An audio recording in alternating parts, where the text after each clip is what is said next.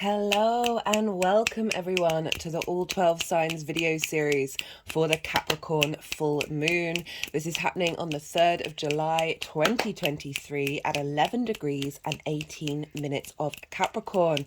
My name's Chloe. I work with card divination, astrology, and I channel energies through my body. This is just one of the ways that I channel. As you can see, my hands are moving around right now. This is independent of my conscious thought, drawing in energies from different dimensions to help clear stuck energy, help us heal, and help open up portals to connect to the messages that our soul is trying to tell us. This is part 3 of the All 12 Signs series. I will be reading for Cancer, Gemini, and Taurus. If you are watching this after the event, particularly because today is the day of the full moon, and in 2 hours it will be the full moon, so this video won't be up for then, but it's not invalidating the messages. They're still going to resonate for you. So I'm pulling cards for the full moon itself, what we've been leading up to, what energy's culminating around this time, what energy we're drawing into the next part of the cycle, as well as pulling cards for the Neptune being retrograde. So all of this is still relevant if you're watching this after the event. I won't be talking about what this moon means in these introductions. Do check out the collective reading where I break down the astrology in a lot more detail, but I will just say 2 significant things. We are not going to have a new moon in Capricorn this year. We're going to have 2 next year and 2 full moons. So this full moon and then what we're learning from it and how we're integrating it moving into the next part of the cycle is setting us up for a very Capricorn lunation year next year. And what else did I want to say? Yes, so there's an aspect between Jupiter and Saturn that is a sextile. This is the first aspect that they've made since their conjunction together in Aquarius at the winter solstice in 2020. This is a big deal. Check out the summer solstice series. I pull cards for this aspect in particular because that was very prominent for the solstice as well as for this full moon, which is ruled by Saturn. I work with the tropical zodiac. This is based off of the solstices and equinoxes, bringing us in an alignment with the big cycles of Earth. And the more that we tap into that earth energy, those bigger cycles, very Capricorn energy, the more that we're in flow with the space-time continuum and our space and our existence in that. I also work with the Hellenistic principles in terms of the astrology. This is from the Greco-Roman period over 2,000 years ago. What does that mean for you? Well, I work with the whole house system. So each sign has is in the whole of a house. I recommend checking out your rising sign first. This is if you know your time of birth, and the rising sign falls in the first house where your ascendant is. So the astrology for each of the signs is linked into the rising sign. This doesn't invalidate you looking at other signs in your chart, sun, moon, Saturn, whatever you want to look at. I recommend sometimes looking at all of them because then you have an understanding of what the transits or the moons represent for the whole of your chart. So look to where that sign falls. If it's not your rising sign in your chart, look to the house that it's in, the themes of that house, and apply those themes to the messages that come through. Take what resonates and leave what doesn't. In these collective readings, I focus on you, the inner work, what energies are around for you to work with. What have you been learning, how you're growing, how you're evolving. And why do I do that? Well, that's the most consistent thing for all of us across the board. Not all of us are looking for work. Not all of us are looking for love. Those things are more specific. And if you wanted a personal reading where I'd get into the details of that, do check out my email address in the description box. I will get back to you and let you know what kind of services that I offer.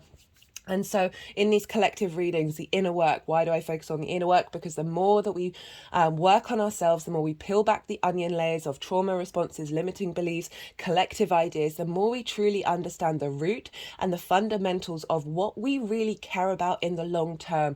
Very Capricorn energy, which is about legacy. Saturn's like about legacy. Capricorn is an earth sign, the final earth sign, collective. What are we instigating? What legacies for the long term do we instigate in the Capricorn Capricorn area of our chart. The more that we understand ourselves, question the world around us, question the people around us, question yourself, and be mindful and sit with it, and not necessarily reactive, but allow to cultivate and understand how we are responding. The more we peel that back, the more we get to our soul's essence, and our frequency shifts and changes. The universe is pure frequency, pure vibration. It's one of the key fundamentals to this 3D physical linear time frame that we are very consciously aware of. And the more that we do that, the more we cultivate our inner frequency, the more we draw situations towards us that match that. And we're also able to weather the storm in situations that come up that might not feel that they're in alignment with you, but they're part of a bigger picture where we don't have all the answers yet.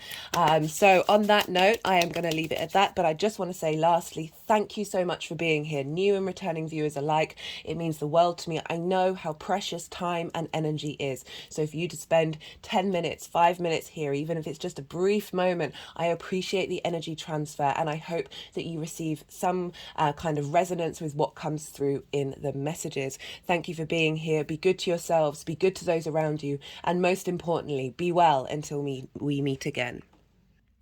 Cancer rising. How are you doing, Cancer? As I said in the introduction, for those of you who are just tapping into the Cancer energy and it's not your rising sign, look to where Cancer falls in your chart, the house that it's in, the themes of that house, and apply those themes to the messages that come through. Take what resonates, leave what doesn't, and I hope you enjoy this reading. Just in general, whether it's your rising sign or not, Cancer and Capricorn are in opposition to one another, so they are either side of the chart. They are both cardinal in nature. Oppositions are a wonderful thing, but can be quite tricky to. It's all about bringing things into balance. With oppositions in our chart, it's the other. It's the thing that opposes you. So sometimes we can seesaw from one side of the dynamic to the other. And these full moons and oppositions, it's all about bringing things into balance. It's all about making sure that you're incorporating both of these aspects into your life without one taking over the other. The Capricorn Cancer dynamic is very much Capricorn's long-term legacy, the physical, the big cycles, that sense of responsibility. Capricorn, it's ruled by Saturn, so there can be a bit of coolness to it. Saturn is the darkest visible planet, and Cancer is emotional. It's the primary response mechanisms we have to the world around us based on our emotions that need to nourish and support. There's so much in common between the two, but they can feel a little disparaging because, if we prioritize making sure that our legacy is supported, we've got a roof over our head, those kind of things that working, the commitment, the responsibility, we can tend to forget, how do we feel about things? How do we feel about the people around us, and how do we want to connect and support them? And that's where that comes in. We bring this into balance of making sure that our work life, that responsibility is supported by our emotional needs and not prioritizing one over the other. So that's in general for everybody, that Cancer Capricorn dynamic of showing up in terms of an opposition. An opposition is a hard aspect. This is an aspect of Saturn. Saturn can bring about limitations and isolation, but it's also very much about integrity and responsibility. So with a full moon, it's actually no, I'll move on. I'll talk about the Cancer rising. So Cancer risings, you have this full moon in Capricorn in your 7th house. This is opposing your 1st house. The 1st house is how you embody your sun or your moon in your actions and your deeds. It is your vitality, your character, your body, your appearance. It is you. It is the house of you, the house of self. And it's Capricorn's over in the 7th house, the house of other. This is intimate relationships. This can be business partners, clients, intimate friends, and long-term committed romantic relationships. There's a sense of contracts here as well. A commitment to something in the long term, where there's a give and take in that relationship that is providing support. So the full moon in the 7th house, this is a focus on those relationships, those dynamics in your life. We're working from the new moon that happened just days after the winter solstice last year in Capricorn.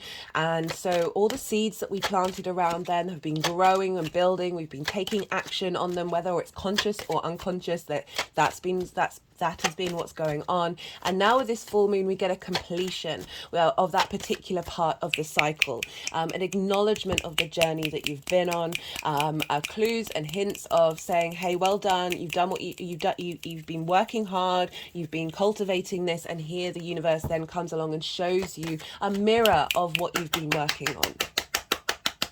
So I'll give a little example of what happened to me this morning. This is the day of the full moon. I have Capricorn in the 6th house of work, health and routine. And I had a message from a friend who was asking me if I wanted to do a consultation for somebody that she knows, in line with energy work. It's what, you know, it's obviously one of the things that I do, as well as tarot and astrology. It's before I started doing this, the channeling was mostly focused on doing energy work on people and helping work and unlocking and clearing stuck energy. So that's just a little example of how the full moon could come along and go, here, you've been focusing on work in these areas, and here's a little signal of the work that you have been doing. It's now being appreciated.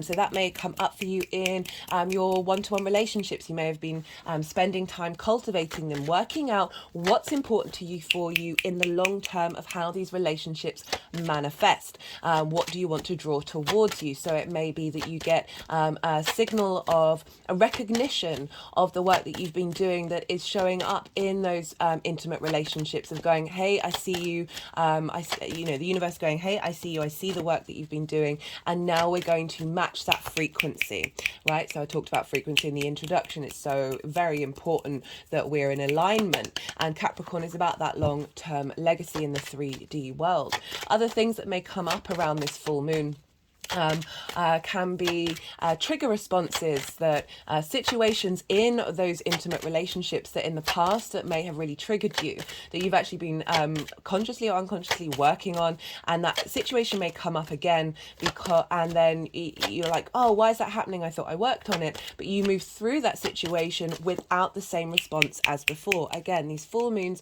are showing us a culmination of the work that we've been doing.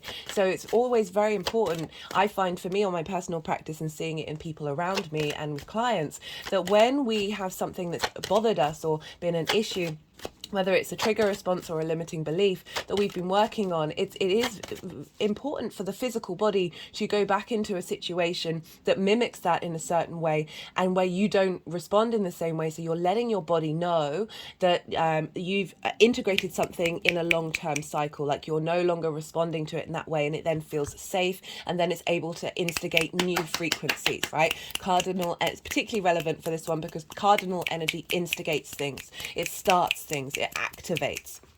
And another thing that may come up during this full moon is, so full moons, traditionally, this is when schools get a bit rowdy. This is when hospitals and police stations get rowdy. This is when we howl at the moon, because our unconscious space, where we need to be nourished, where our needs may not have been met, gets really loud, because the full weight of the light of the sun is reflected on the moon. So our unconscious space is very visible.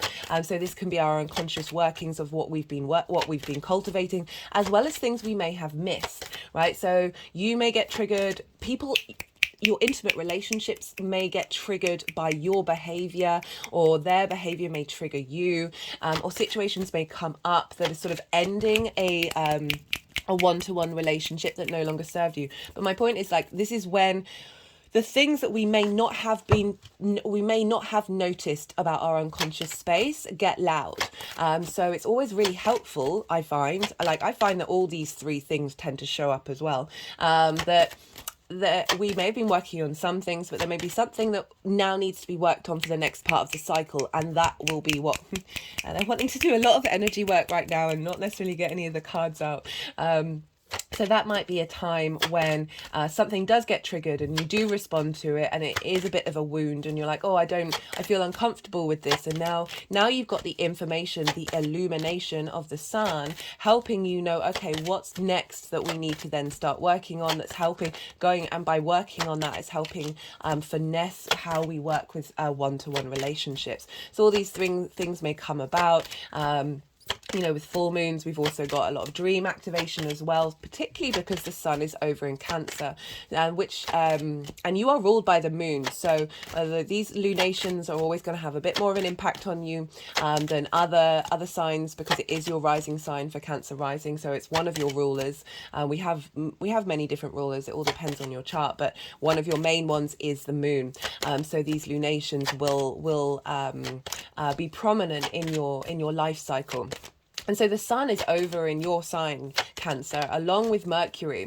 And so we often, with these full moons, because of that opposition, something will be illuminated in the opposite sign, that is helping you understand how your needs have evolved, how you've nourished yourself has evolved, the moon, and a reflection of triggers that may not have been worked on.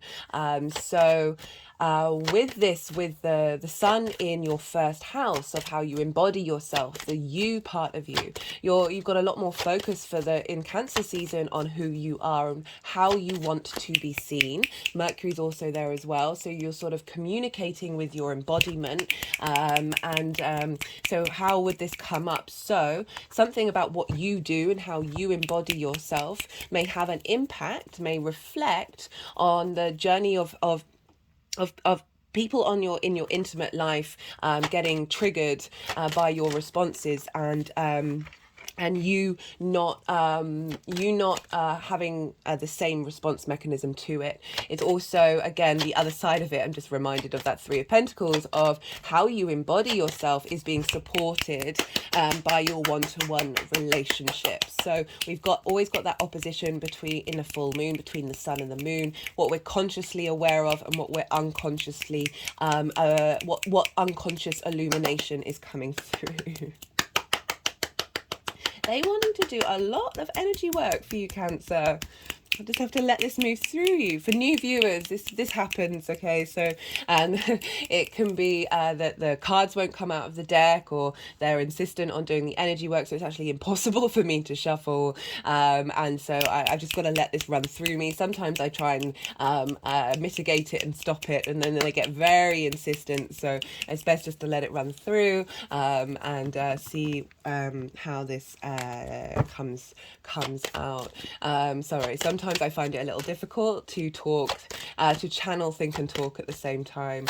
So do bear with me when these things happen. It's all part of the process of integrating the subtle energies, the mental mind with what you're hearing, as well as the visual cortex with the cards that come through. So it's a holistic message, whether you're consciously aware of what the energy work is doing for you or not. It's still happening on the subtle, energetic, multi-dimensional level.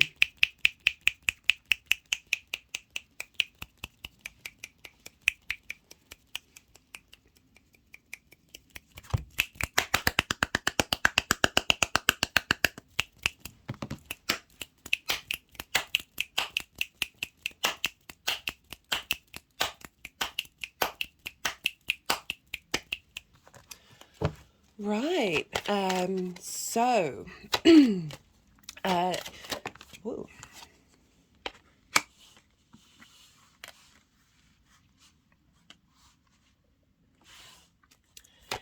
For Cancer risings, this full moon is happening in an angular house, and you've got the sun in an angular house. Angular houses are 1st, 4th, 7th and 10th. These are the pivot points of our chart. They hold a lot of power, a lot of weight. They sort of represent the structure of the chart. So when we have So when we have transits moving through these signs, these just have a bit more impact on the cycles of our chart. So this could be quite a loud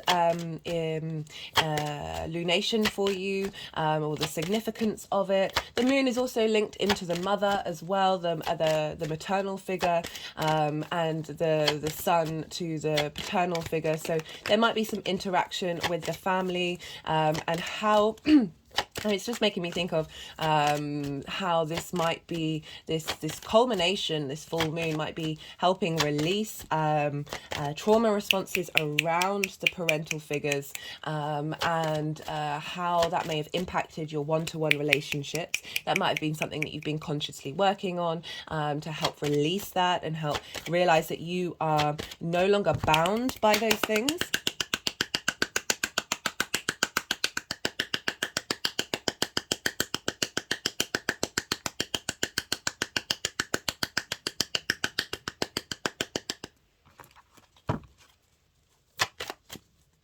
So yeah, a very prominent full moon for you, Cancer.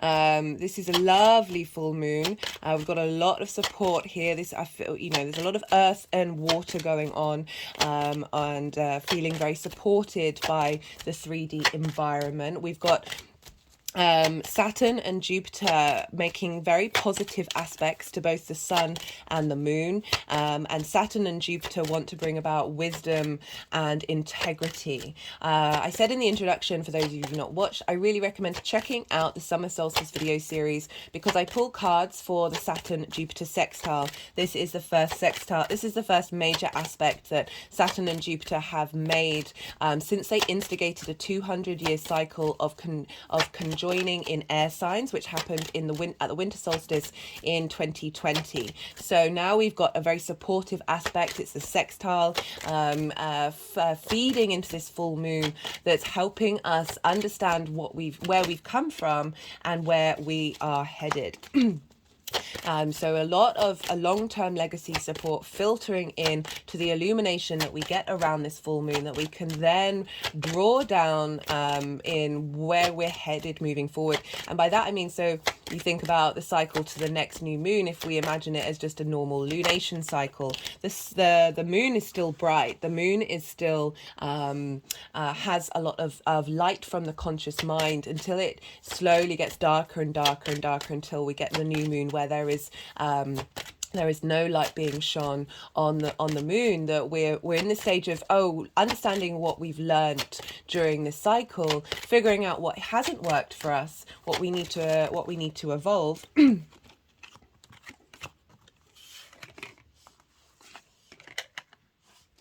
And how that's then, we're still going to be taking action over the next 6 months of building into it, before then going into that darker period of the balsamic moon, and then the new moon of letting go and transmuting energy, before then starting on a whole new cycle again. So it's still it's a beautiful energy to be seeded at this full moon, with very supportive energy from the outer planets, the outer visible planets that are linked into longer term cycles of our journey. So this is a big a big full moon to help out how you engage in one-to-one relationships. What is it that you want, this sense of commitment to your legacy in the way that you spend your time one-to-one with people. That there's a sense of responsibility, but also real strength of commitment of character.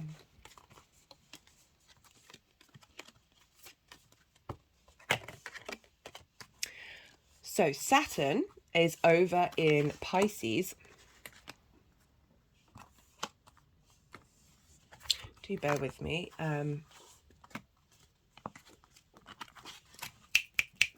Usually, the energies usually start moving things around when I finish talking, but of late they've wanting to do it in between. Again, this is when my brain sort of shuts down, because the energies are the ones moving the cards around, so it's a little hard to bring in the cognitive mind when the unconscious space is shifting things around. Right, so Saturn, the ruler of this moon, the energy's quite wild today, is in Pisces, in a fellow water sign to you, Cancer. And that is over in your 9th house. In general, Saturn is trining your Cancer energy, regardless of whether it's your rising sign. Okay, so I'm going to recommend, I know I recommend things a lot, but it's all how they interlink. Astrology is so nuanced, it's ridiculous. The Venus transit, the Saturn transit videos, the Jupiter transit videos, they're all in playlists. They're easy to find. That these 3 transits are some of the biggest transits that we're having this year, particularly the Venus cycle, because that's instigating an 8-year new cycle with this Leo retrograde. And Venus governs Taurus, where Jupiter is, and Jupiter governs Pisces, where Saturn is. So that's all having a chain of impact and influence on Saturn that's influencing this full moon. So Saturn's over in Pisces, in the 9th house for you, Cancer rising, of how you map yourself out in the world. It's about perspectives, morals, ethics, principles, links into religion, spirituality, connection to nature, science, however. So just bigger constructs that you're seeing how you want that to be, how you embody that, and how you map yourself out in the world in relation to that. And so your ideals and those sorts of things. Saturn moving through there is giving you more structure and understanding to basically walking your talk in linked into your philosophies and your principles. And that's feeding into your one-to-one relationships. So Saturn's impacting, saying, let's get your one-to-one relationships in alignment with your philosophies, with how you see the world, having a little more integrity in that, and therefore that's rippling down into your 7th house.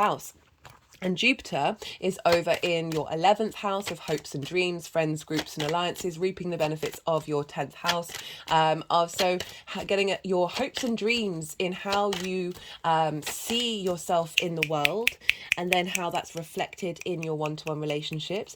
Venus is reevaluating your value system. She's over in your 2nd house of how you value yourself. So if you think about the connection, how you value yourself, that change and shift and growth that we're embodying on is impacting how you see your hopes and your dreams, how that wisdom of understanding your hopes and your dreams of Jupiter feeding into Saturn, the integrity in which you walk your talk, and Saturn feeding into your 7th house of, based off that this growth of evolution of how you value yourself into those one-to-one relationships, and that's affecting business, romantic, friendship.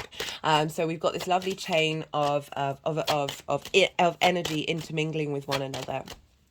So Neptune, let's move on to Neptune. Also look to where Saturn is in your chart, because that will add another layer on personally for you of how this full moon is showing up. So Neptune is retrograde, went retrograde on the 30th of June, a couple of days before this full moon. And I wanted to pull some cards on it because I'm not going to be doing a transit video on it, but it is an energetic shift that is affecting Saturn. So that's why I wanted to bring it in to this video. I talk a lot about the Saturn Neptune co-presence in Pisces in the Saturn transit videos, so check that out if you want a more understanding of how that's showing up for you. So you've got Neptune in your 9th house, so being able to tap into the multi-dimensional unconditional love of Neptune. Neptune can be the martyr or the mystic. Which one are you wanting to hold on to? So have us be very sensitive in that area of our chart, because it's encompassing all the dimensions. Reality is both, table is both real and not real, everything all at once. Time is linear, all at once, and cyclical, allowing yourself to be open to paradoxes, and through that you have it brings in that unconditional love of acceptance of all possibilities. So Neptune retrogrades the 40% of its cycle. So quite a lot of its cycle we have Neptune retrograde. It's not an energy that we're unfamiliar with. Unlike, say, the Venus transit, the Venus retrograde, Venus retrogrades the least amount of all the celestial bodies. And therefore, she's a very personal planet. So when we have these Venus retrogrades, these are a big deal. But the Neptune retrograde, so Neptune can be linked into delusion, illusion. And because of all those possibilities that we're tapping into, that heightened sensitivity, that boundarylessness of Neptune, that it can feel a bit foggy, it can feel a little bit heavy. And with the retrograde, that's we're there's a sense of refinement. There's a sense of it's going inward into your physical, into your personal space.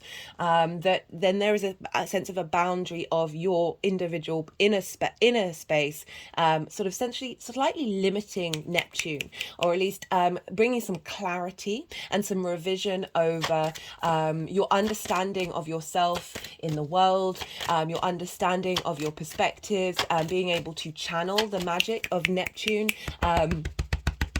into a healing modality of how you see yourself in the world and the perspectives that you have. The ninth house is also the place of mastery of something. So it's about having studied something for a long time. That can be absolutely anything. That you're there's a sense of culmination, of not necessarily completion, because we never complete anything really, do we? Everything is constantly in motion. That there's perhaps if you've been studying, if you've been learning something, that there's inner reflection, and Saturn's retrograde as well. So this is a refinement of your understanding of whatever it is you've been studying, as well as a refinement of your perspectives. It's also linked into foreign travel, but for me it's about moving somewhere for a longish period of time, that it helps change your perspectives. So that doesn't necessarily have to be a foreign travel, but it's about moving to an environment that is unfamiliar to you in order to change your perspectives. It's all about perspectives, about learning and teaching, wisdom in the ninth house. So this retrograde of Neptune is just helping bring a little bit more structure, same with Saturn being there as well. So we've got this added bonus of Saturn helping give structure to Neptune. Saturn's now retrograde, so we're going inward. I will be doing a Saturn retrograde series. That's going to be the next one that I do, combined with this Neptune retrograde of really finding a lot of strength and revision,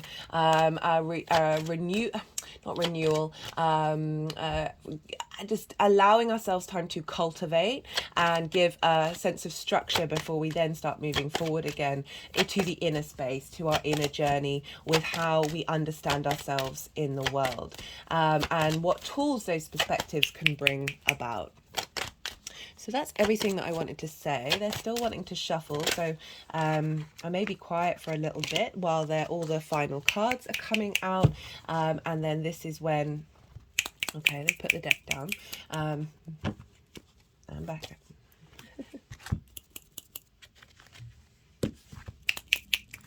Sometimes they just do weird things with the decks. Right, so this is when I'm going to go properly quiet, because they've finally put the deck down. You've just had a load of information. This is a time of integration, just letting that all settle. We need those still moments. Maybe see what comes up in your intuition that you may have been noticing in the lead up to this full moon, a reflection back on the last 6 months in the Capricorn area of your chart. See what intuitively is coming up for how you feel about this is going to move forward. And then when they finish moving the cards around, I will come back to you and bring in the tarot to everything that I've just said. Or maybe they don't want to move their cards around.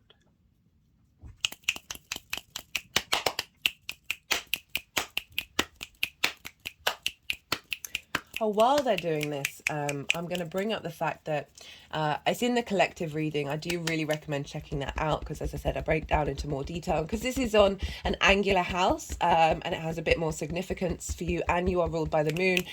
It might be a good idea to watch that collective reading. Watching it on a fast, I know it's about 2 hours long. I tried to keep it down, but this is what happens. I talk a lot. That maybe watching it on a fast speed can help integrate, because I do appreciate time is precious. But I want to talk about how Mercury and the moon are both out of bounds. And I break down what out of bounds means in more detail in the collective reading, but essentially they're going outside of the realms of the sun's journey. They're more headed towards galactic energy. People who have out of bounds planets in their chart tend to be a bit more outward thinking, of thinking outside of the norm, of not necessarily needing to conform to social structures and social norms. And so Mercury conjunct the sun is helping you communicate with your intuition, and you're able to embody from a different perspective that is outside of what you normally do, as well as the moon bringing down messages and intuition from sort of more galactic energy. So it's a shift in gear of how we operate in dynamics, and helping us really expand and explore and embody a more fuller experience of not only our solar system but also galactic energy. Okay, they're not moving the cards around at all, so I'm going to kick off. So we've got for the sort of what you've been working on over the last 6 months, what this is, the lead up to this full moon, and how it's going to feel over this full moon. We've got the Five of Swords in reverse with the Six of Cups. Great combination. The Five of Swords is for me one of the most, when this comes up, I'm just like, you just feel the tension, in the energetic tension. So this is like conflict, mental conflict, ideas, fighting, basically. I say mental because it's swords, and swords are linked into the mind, but this can be any kind of conflict that may have caused your mind to feel pain or feel frustrated. It's like winning at what cost. You see this, the clouds are very jagged. It implies that whatever's gone on here is there's a disruption, there's a discourse, there's a disruption, there's it's a sticky energy. It's a jagged energy. It's not soothing in any way, and it's in reverse. So it's implying that what you've been working on is any kind of, if this is shown up in your one-to-one relationships, or maybe how you've responded in one-to-one, we can be both this, the one who's won at the expense of everybody else losing, or you can be in this space. And I for this one, I always say, like, the bullies in the world were often bullied as kids, right? Trauma begets trauma, and those who are the victim space, we can stay in that victim space and we can hold on to it because we feel something is so unjust. Like, this is where that sort of unconditional love comes in. And what I love about this combination, so this is with the Six of Cups, of being able to look at the past sweetly. Six is a very protective energy. You see here where there are flowers growing out of the cups, and this is the biggest house in the tarot deck. So it represents that feeling of being held, of feeling secure, now feeling secure in yourself. So there's obviously been things that have been going on, or relationship dynamics that haven't been serving you, whether that's business, romantic, or friendship, that the work that you've been doing over this full moon has been helping you be able to let go and be at peace with whatever may have come up, in order to bring in collaboration. So, like, when we hold on to things, that it's blocking our energy, and the Six of Cups is very much saying, hey, we're going to help you feel good about it. We're going to help you just let it go. It's also about past life stuff. And so a lot of this may have been linked into past life karma. It's certainly my personal understanding of the universe of that is very much the cause and effect of things doesn't just dissipate when our physical body disappears, right? Our soul comes, travels into the next incarnation and has the residue of that experience, and it keeps moving forward and moving forward. That this is, even you may have had situations Capricorn can be quite cold, that maybe some of the relationships that you've been in have been, and there's a sense of, with Saturn, of wanting, there's a sense of authority, and sometimes it can be that the other people may have had that authority, and that may have led to this space. I forgot to mention, wherever Capricorn and Aquarius fall in your chart, they're both ruled by Saturn. These areas of our chart can take a while to mature, to get to, because, Saturn's often linked into the grandparents, or the sense of karma and time, the cycles of time. There was there is this, that just the fact that through maturity, those areas of our charts, the load gets lightened, and I'm definitely getting that vibe from these cards. So having cleared through these things and worked on it, this full moon is saying, hey, now no longer in a space of conflict. This is about collaboration. This is the opposite of the Five of Swords, but this is also about mastery, of knowing who you are in relationships and what you have to offer, and through this mastery and understanding of the skill that you have, also backed up by the fact that Saturn is over in the 9th house, which is all about sort of mastering a perspective, that through this mastery and understanding of the value of who you are, you're drawing towards towards you, people who have other things to offer in order to collaborate to make something beautiful and long lasting. That doesn't just have to be romantic relationships, as I said, business partners, to help flourish. We've got this, they've wanted to move on quite quickly. The Hierophant is what's crowning this energy. The Hierophant is Taurus energy over where Jupiter is. So I'm thinking about, this is about learning, this is about mastery of self, this is about being your own guru, but it's linked into society as well, because it's, you know, it's the Pope, it's often linked into sort of book religion, but it's more that there's what you're learning in your own journey to get to this space, be able to communicate your perspectives, very ninth house actually, to other people. So for some of you, you may, through the work that you do, it may be that you express your perspectives to others that help heal the long-term cycles of people, the one-to-one relationships that you have, maybe clients that you have, that this Taurian energy, the Hierophant is having learned and grown. You are your own guru. You then able to express it to the community. There is a sense of tradition and structure here with the Hierophant. For some of you, this could be about getting married. I know, you know, that's the Hierophant card that can come up with that, especially if Jupiter's in your hopes and your dreams about what that you want, and this full moon is a culmination in the 7th house, and Saturn being in the 9th of I just got a little idea of meeting somebody from an environment that is unfamiliar to you that may lead to this, but that's a specific, right? I'd rather do that in a personal reading, but those are the kind of things that come up, that there's a real sense of understanding of self and how that is impacting, how that is a reflection of the give and take of how these relationship dynamics show up. For the energy of this full moon moving forward, love the Six of Swords with the Four of Cups in reverse.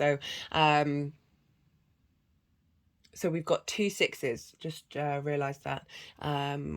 When we've got duplicates, it's always a little sign from the universe saying that something in this energy is being shifted and transmuted, really shown by that 6 of Cups of being at peace with the past, and now you're going on a new journey.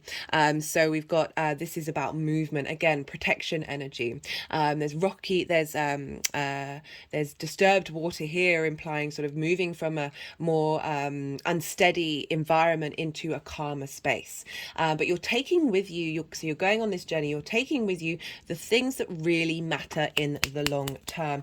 And we're moving on from that 5 of Swords in reverse. So moving away from that conflict, what have you learned from that? What do you understand about that? What are the true fundamental constructs and ideas and principles that are really important to you that you're taking into the next part of your journey of these one-to-one relationships and of that dynamic?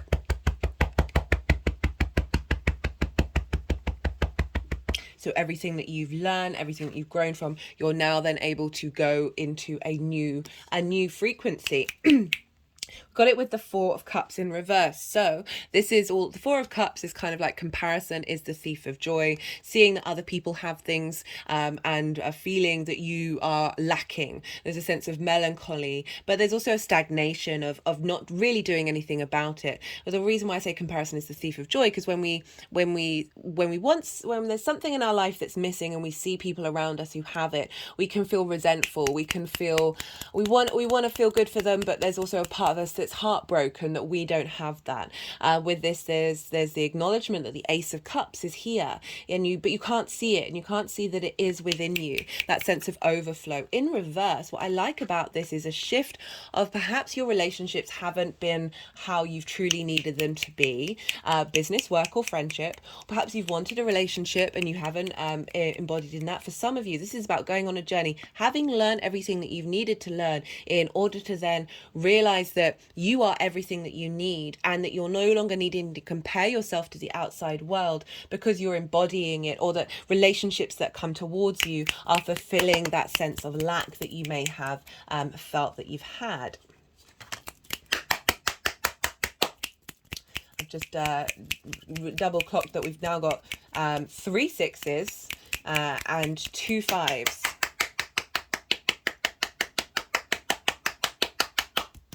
So that 3 sixes, that's quite loud. That's quite loud in terms of you are being supported.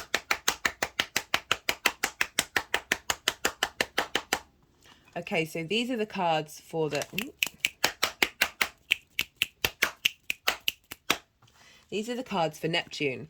We've got the Nine of Wands in reverse. We've got the Five of Cups, and we've got the Six of Pentacles crowned by the Queen of Cups. Okay, they're wanting to move these around. Let's see what they want to do.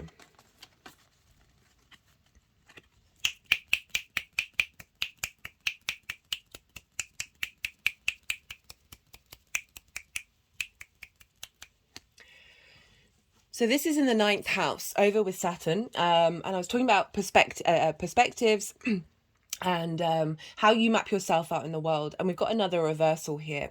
So in the upright, the Nine of Wands is very much a relentless bombardment from the outside world that makes you feel like you've constantly got to defend yourself, and you're exhausted. You're so battle weary. You're still standing, but it's like, why is it that I'm always having to defend my points of view, or that my points of view are dismissed and diminished? Whenever this card comes up, I say, do you need to fight?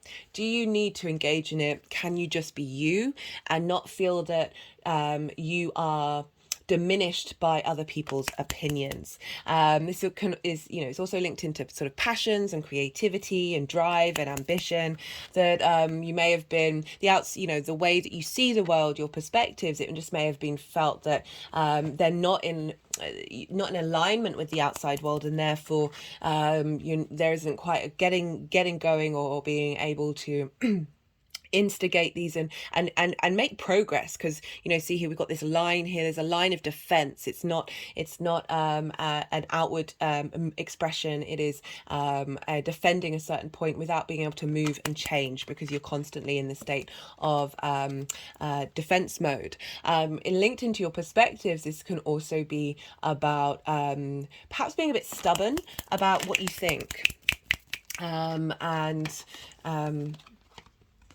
Okay, they've just wanted to put the Five of Cups behind it. Let's see where they want this to be. Or maybe implying that they're both together, that through grief. So if the Five of Cups is all about grief, this feeling of looking at the cups that are empty, again, that space of lack, of sadness over that which has been lost. And the aim with the Five of Cups is to realize there are two cups still here, and the Two of Cups is all about unity, and grief is a very valid experience. It's not me denying it, and sometimes it never goes away, it just evolves. But allowing the fact that you can still hold space for that grief, as well as realize that there is another way of engaging with it as well. But this is asking to turn around and then to go over the bridge and go into a new land where this house is. We've got that massive house on the Six of Cups, of saying of allowing yourself to feel safe and to feel comfortable. So the two of these combined is so sort of implying that this combination of feeling that you're being attacked has caused this feeling that you can't, it's all lack. You can't enjoy it. You can't enjoy how you see yourself in the world.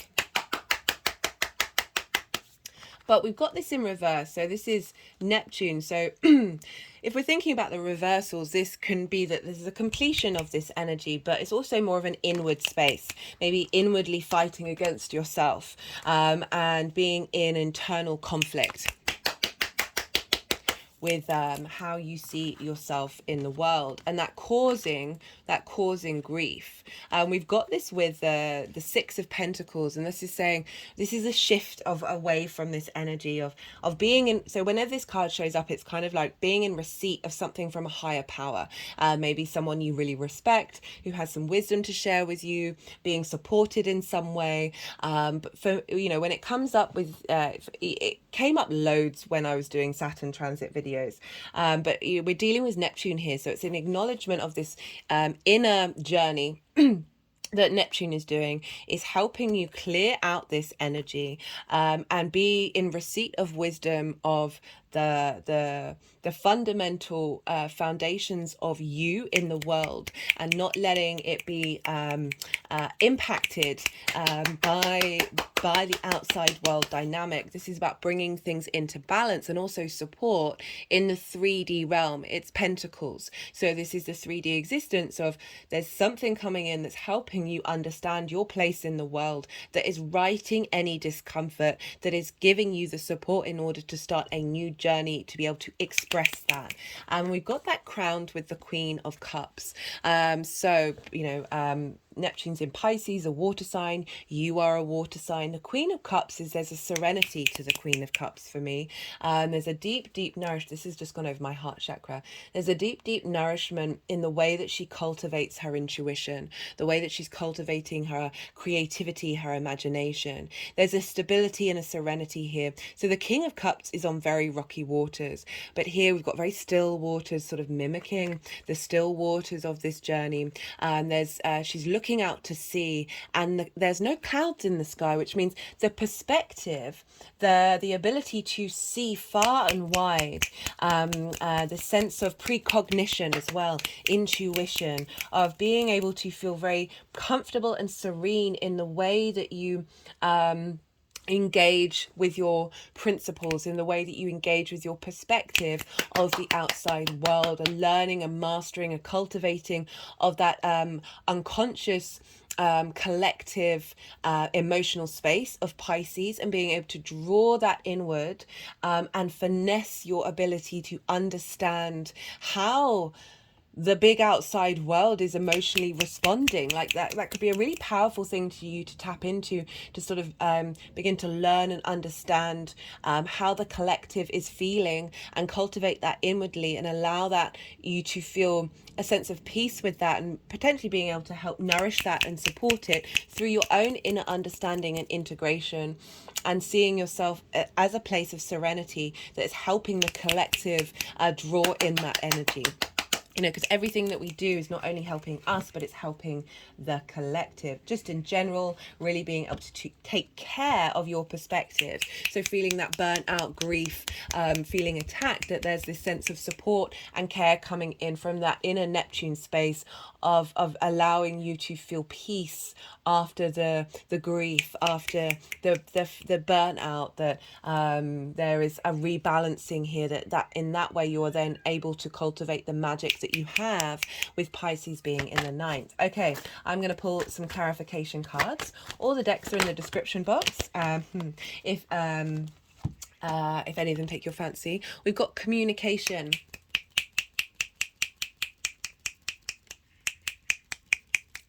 So again, communication solves all things, essentially.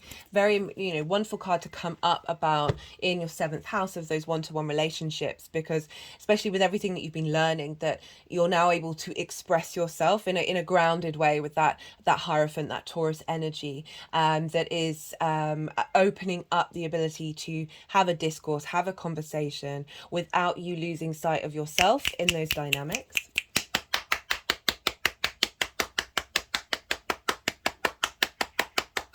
And 3 is 6, so we now got 4 6s on deck.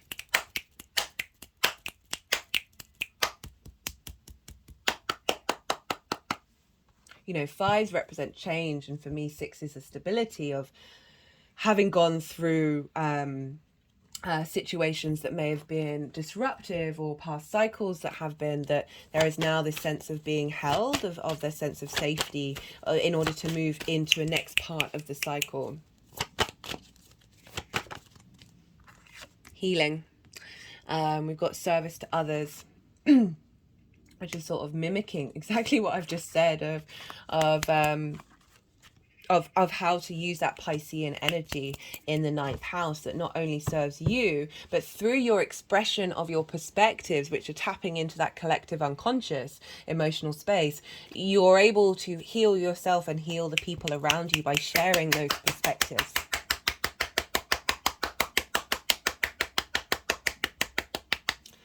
I'm going going to leave it at that. That's a really clear message that came through for you, Cancer. I hope this resonated. Hello, ring light. I hope this resonated. If it did, don't forget to hit the like button. All likes, shares, subscribes, all of those things, they really help the channel. We are a growing channel. Helps the algorithm push all of this out into the world. If you felt this helped you in any way and help pay that forward and move that out there. On a personal note, I love to hear about how the astro weather is affecting everyone, and I will get back to you. I love having a chat about it. So on a personal note, I'd love to hear from you. But other than that, be good to yourself, Cancer. Be good to those around you, and most importantly, be well until we meet again. Gemini rising. How you doing, Gemini? For those of you just tapping into the Gemini energy, look to where Gemini falls in your chart, the house that it's in, the themes of that house, and apply those themes to the messages that come through. Take what resonates, leave what doesn't. It's essentially as if Gemini has now moved to your first house. In general, Gemini and Capricorn energy in conjunct one another, regardless of whether it's your rising sign, in conjuncts can be a little bit difficult, a little bit awkward. This is because traditionally they don't have anything in common.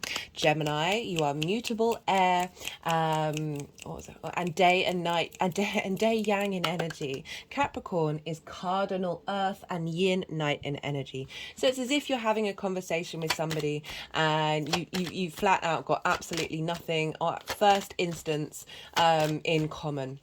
And it takes a while. There may be crossed wires. It may be a bit awkward, a little bit frustrating, because you don't seem to be understanding one another. You don't seem to be able to find any sort of common denominator. But in conjuncts are, I think, a really powerful energy, because once we start realizing that actually we've all got stuff in common, and the power and magic of being able to bring together two energies that seemingly don't respond well with one another, that once they start getting a little more in alignment and start seeing the beauty and wonder of each other's differences, that's when the magic happens. That's when lots of different ideas, different ways of being and thinking that are outside of traditional frameworks come about. I always link it to hopping on one leg, patting your head and moving your hand around on your circle. You're doing very different things, and your brain, we're not very good at multitasking. Your brain then starts firing off different neurons. And strangely enough, I just skimmed over an advert that was about... I don't know if any of you've seen it. I've noticed a real pickup in that sort of work where people are doing lots of different hand actions and hand-leg actions that are helping neural connections. And that is essentially what an inconjunct is all about. It can feel really weird to do and uncomfortable, and it can take a while to get your brain to be able to get into that kind of mode. But once you do, you just sort of break open possibilities.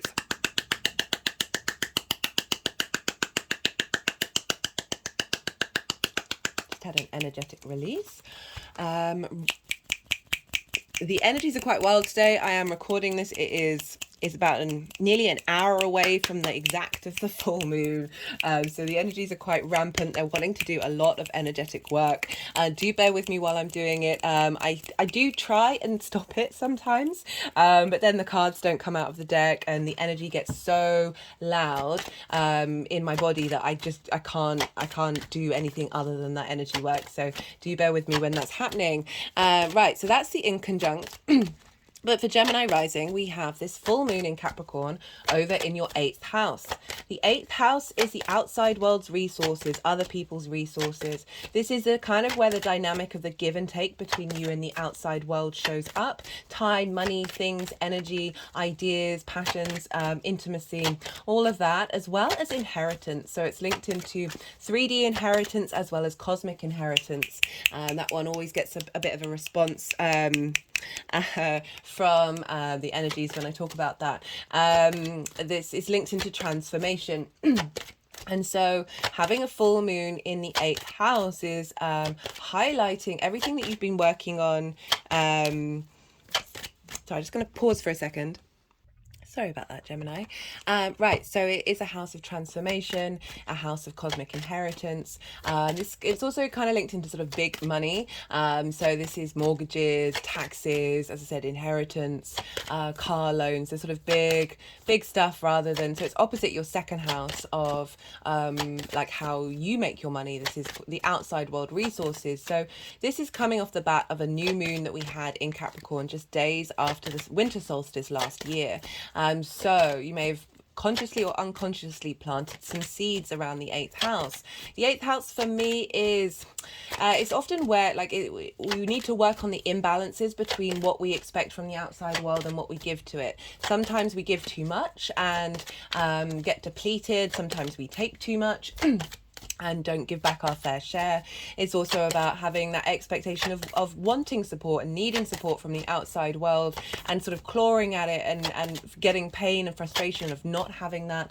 I always focus on that particular angle in terms of getting that into balance, getting that dynamic of not necessarily seeking the approval from the outside world. Like, it's the give and take between your intimate relationships as well. It's kind of like how that relationship shows up. And so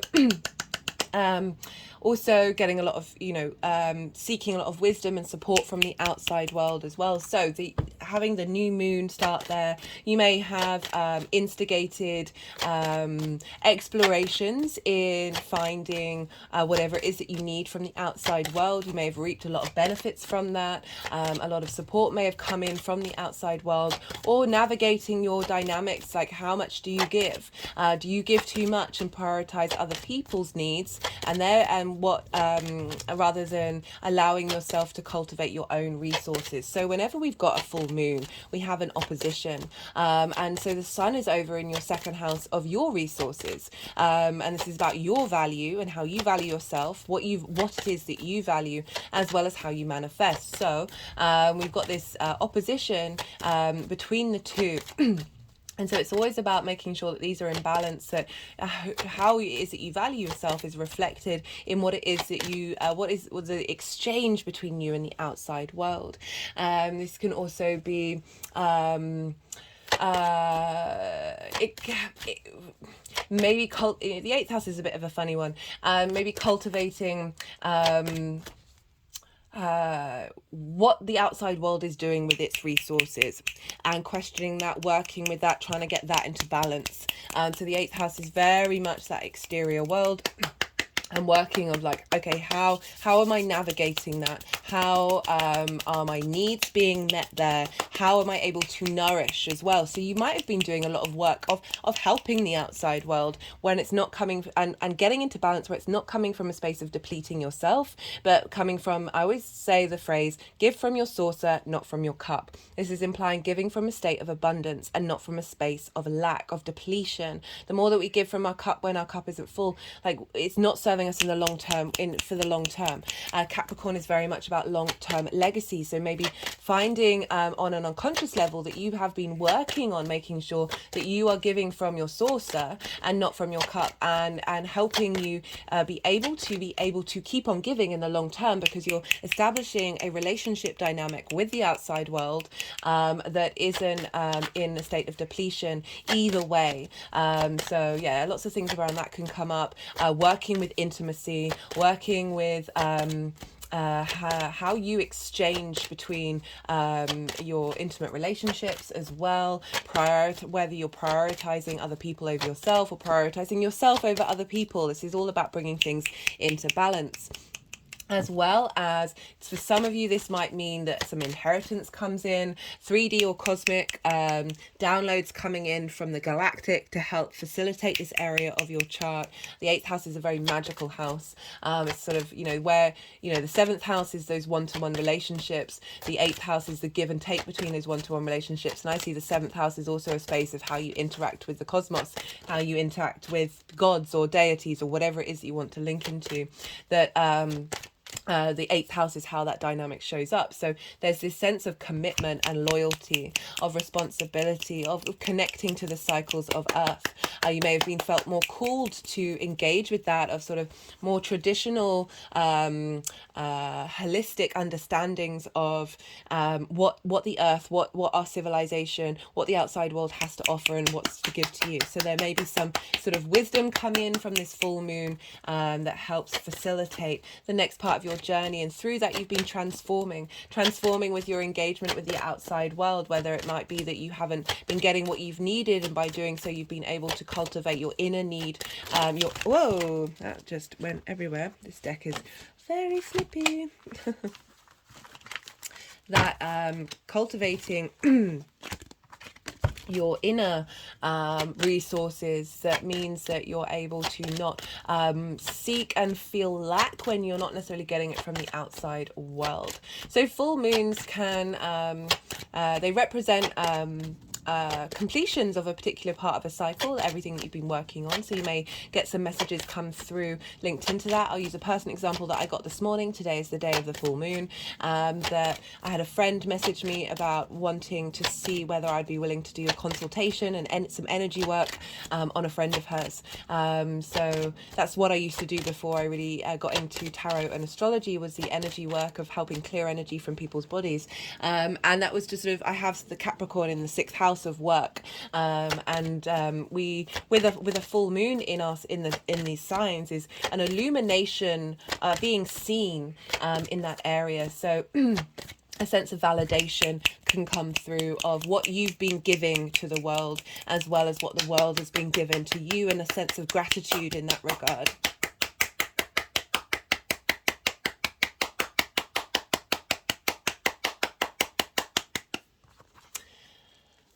Also, trigger responses may come up. Traditionally, this is when schools, hospitals and police stations go wild because we're howling at the moon. The moon, or unconscious space, has all the illumination of the sun. So this means that our unconscious drives are very loud at this time. So trigger responses may come up over things that you've been working on. And you may be like, oh, why is this coming up? I thought I'd cleared this out. I thought this no longer bothered me. And yet here is that situation again. I talk about our frequencies and how we draw situations towards us that match that frequency. But I also say they draw situations where we are no longer situations that don't seem like are part of our framework at that frequency, but it's acknowledging that that frequency has shifted. So something may trigger you, that a situation may come up that previously would have triggered you in a way that was uncomfortable, and now you're no longer triggered. And so these situations are great because they're helping us teach the body that it is safe in those environments. And so the more that our body feels at peace, the more that we are able to withstand any storm and cultivate and thrive rather than survive. Trigger responses may also come up in the outside world and your response to it, that are helping you see what needs to be worked on in the next part of the cycle. We can often get all three of these things come up in the full moon period. We would have felt it in the lead up and felt it afterwards. If you're watching this after the event, these messages aren't being missed, as I said in the introduction. These are helping us understand where we've come from and an acknowledgement of that, and seeing how these are moving forward.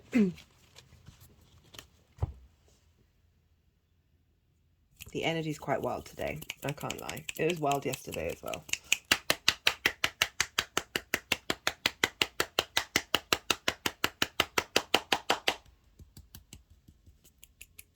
Yeah, with the inconjuncts, it might not be as apparent. It might not show up in a loud way. My Capricorn energy inconjuncts my energy, and it's it can be a sort of a little hint, a little clue, a little subtlety that isn't, I mean, it all depends on your chart.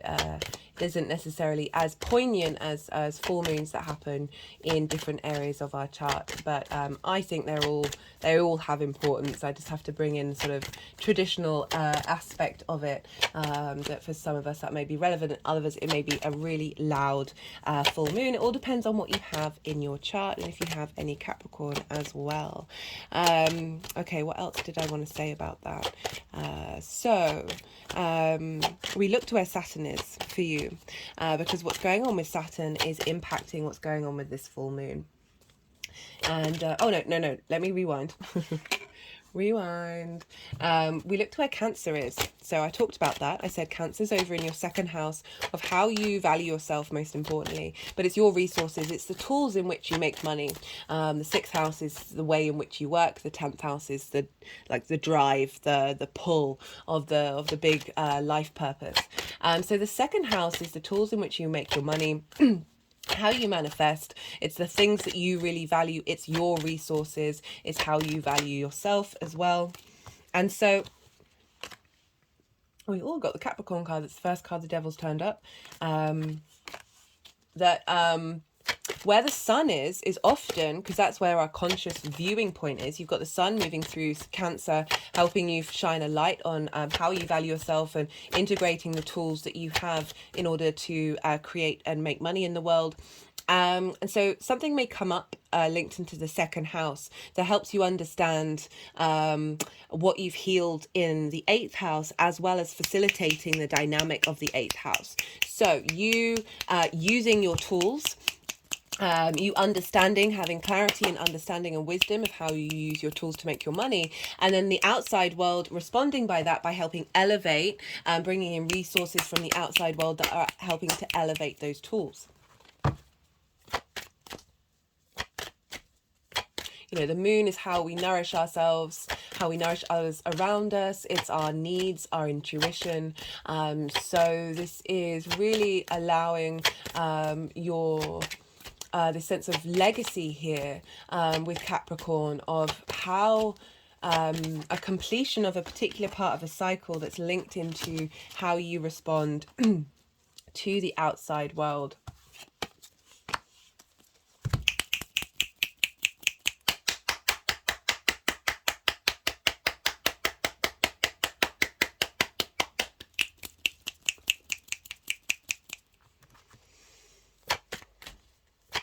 So Saturn is over in your 10th house of career. So on top of everything that I've just said, now we've got the influence of Saturn that rules Capricorn. So what's going on with Saturn is having an impact on what's going on with this full moon. Just as I said, the moon. And Saturn is in, and this is the Pisces card as well. Oh, that's hilarious. So Saturn is over in the 10th house. Helping give you a sense of authority and integrity, strengthening your foundations in terms of your life path. So Saturn's moving through there, and we've got a lovely sextile between Saturn, the moon, and a trine with the sun. So very nourishing aspects for this full moon of illuminating what your purpose is, your career, how the big outside world sees you, your reputation, is feeding into this full moon of bringing that alignment in with the outside world's resources. So again, really seeing that there's going to be something come into your life that is facilitating the understanding that you are supported, you are held by the outside world, by those resources, especially by the cosmos. That is helping this life purpose, your understanding of your life purpose, finding a sense of comfort and stability. With how you sit in the world and how that outside world is facilitating your journey. Right, so I'm going to go quiet for a second because the energies are moving the cards around, and this is my brain struggles with as you can probably hear and tell, struggles with channeling when they're moving the cards around, channeling, goodness me, channeling, talking, thinking and talking at the same time.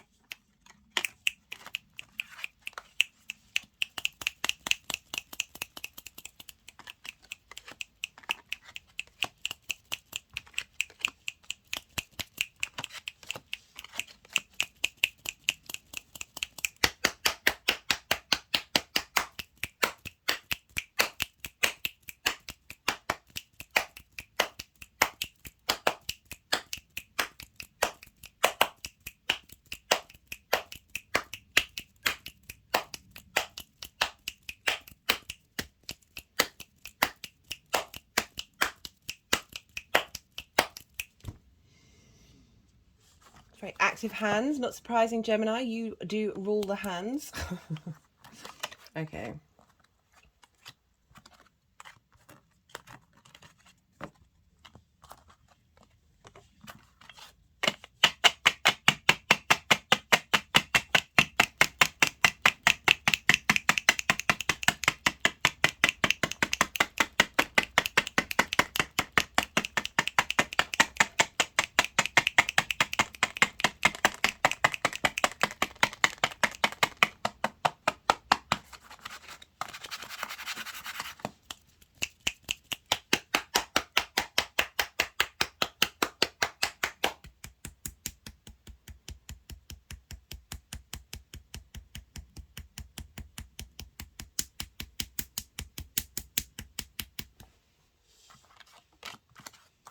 Right, I'm gonna try and pause this for a second and carry on talking about what I was talking about, and the energies can move the cards around when I finish doing so.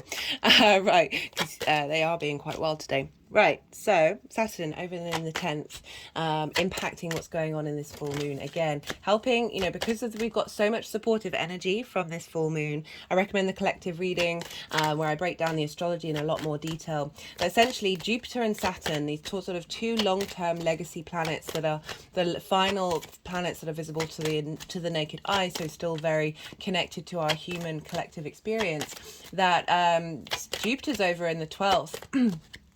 Trining this full moon, sextiling the sun. So Jupiter's bringing wisdom from your hidden space. Which is where trauma responses, limiting beliefs are, also the magic of your soul. I'm going to quickly recommend 3 transit videos: Venus, Jupiter and Saturn. They're all in their own playlists. These are big transits that are all intermingled with one another over this year. The Venus transit in particular happens every 8 years. She retrogrades the least amount. But let's go back to, so Saturn is in Pisces in your 10th house. Impacting this full moon, so your career, your direction of what it is that you're being supportive with the outside world, what sort of boons and benefits are coming from the 3D and 5D experience over this full moon. And it's in Pisces, which is ruled by Jupiter. Jupiter is over in your 12th. This is the hidden house, the house of magic, the house of mystery, but also the house, as I said, of our traumas and limiting beliefs, our unconscious space. Jupiter's bringing wisdom and elevation to understanding what limiting beliefs and trauma responses we are here to let go of. Taurus is ruled by Venus, and Venus is over in your house of communication. So this is also your local environment. So Venus is doing retrograde. She retrogrades the least of everybody. So this is a big part of a new cycle in the way that you express yourself, the way in which you engage in your local community, that is being that is impacting clearing out those limiting beliefs in the sense of how do you value yourself, how do you value the way that you speak, feeling very moving from a heart space and becoming a lot more confident, a lot more proud in the way that you express yourself.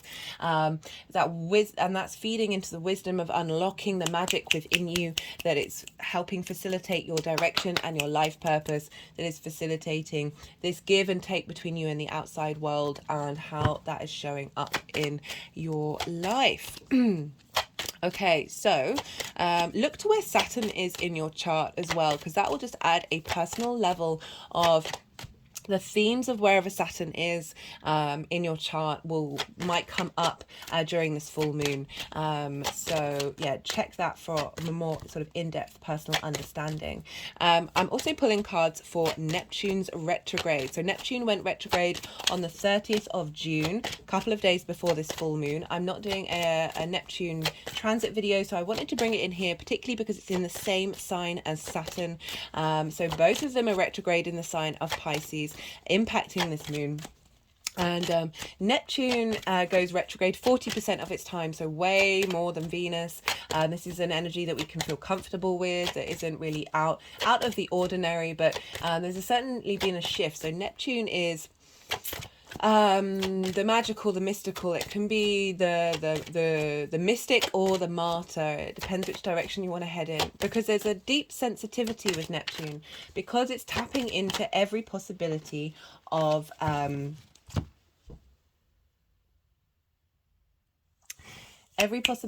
universe,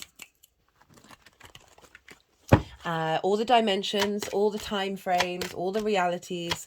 It's tapping into that creative creator energy, and that can feel very overwhelming because there's lots going on. You can be quite sensitive with Neptune. It's in Pisces. This is, I mean, I talk about this in the Saturn transit video, like the films that Neptune, so Neptune's been there since 2011. The films that have been really popular, because Neptune is all about different realities, bringing realities into your reality. And it's been the Avengers movies, the Marvel movies, which is all about people from different dimensions coming together to save the planet, which I just find, wonderful and hilarious at the same time. That we might get quite overwhelmed with Neptune being direct. There might be a sense of, or at least very much when it starts slowing down to go retrograde, that intensity of that fog is very much there. Because it's also linked into illusion and delusion and not being able to see things clearly. But I think the more that we work with understanding that there are different realities and different perspectives, we don't quite get drawn into our own version of reality. But Neptune retrograde is there's very boundlessness of Neptune, that with the retrograde, you're taking it more into the internal space. So you're giving it confine.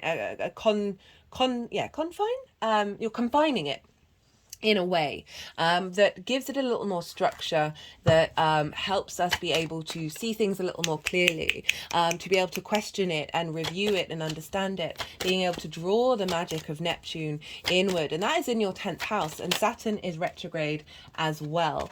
And we have I will be doing a Saturn retrograde video. That will be the next series that I do, that we have these two retrogrades in the sign of your 10th house of your career and your life purpose. So you're going inward, you're questioning and revisiting that expression of authority or restriction or responsibility that you may have felt around your career.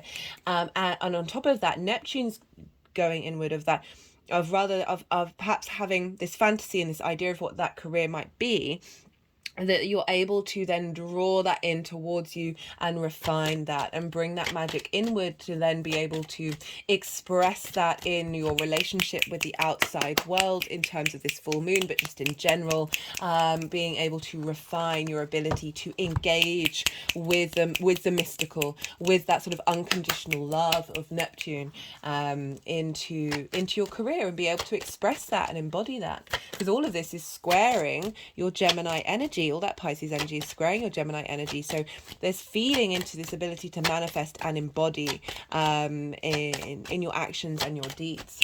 Very powerful stuff. I'll probably talk more about that Neptune retrograde when I'm dealing with the Saturn retrograde as well. So if you're interested in a bit more detail, do go check that out, as well as the Saturn, the first Saturn in Pisces transit, because I talk about the dynamic between Saturn and Neptune in the same sign. So I just add a bit more information on that for you guys. Okay, is that everything I wanted to say? I think so. I'm going to keep shuffling until they put the deck down. So this is now when I'll go quiet, even though they interrupted the mid had advert break in the middle. But this is when I go quiet, as I said, because I find it difficult to channel and think at the same time. And so they'll move the cards around, and that's when my brain sort of goes flatlines. And then it's also, you've had a lot of information come through, very extensive, and it's useful to let that decompress, let that sink into you, see what intuitively comes up that you're seeing build around this full moon, and how you may feel about that moving forward. And then I'll come back around and start bringing in the tarot to everything that I've just said, and yeah, so I will be I'll start talking again soon, guys.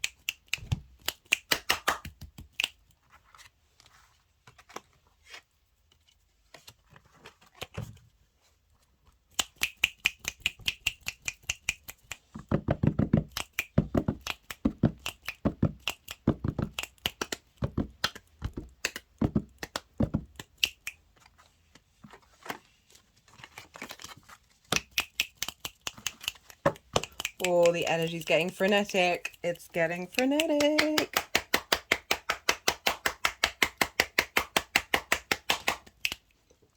Oof. All along my arms and along my hands, it's just whoosh. Thanks, Gemini. You rule the arms and on the hands, so picking up on your energy for sure.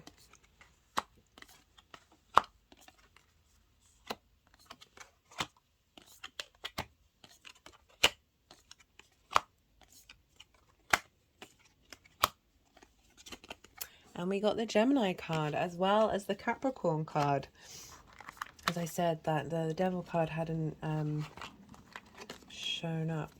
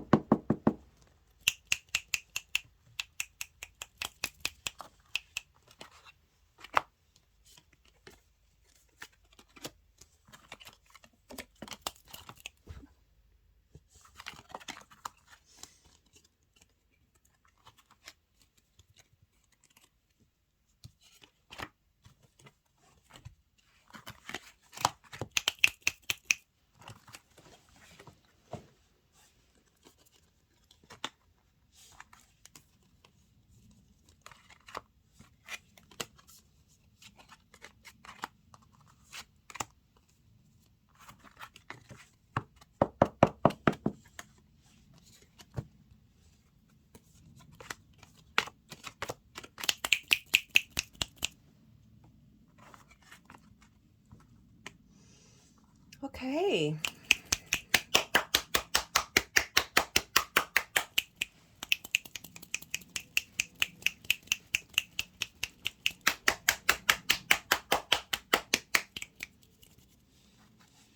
We have,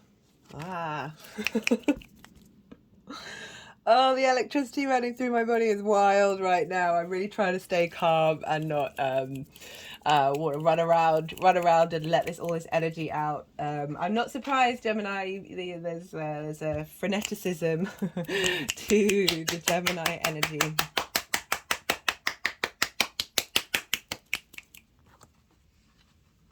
That can struggle with the sort of the coolness, the sort of the earth energy of that Saturn. Sorry, my brain is just there's so much energy in my body right now that my brain is just like, why are you trying to think? Why are you trying to talk? It's just not coming through. So my hand is now, so they just took the energy from the vision card to the happy Buddha over my heart space, and now they're clicking over my third eye.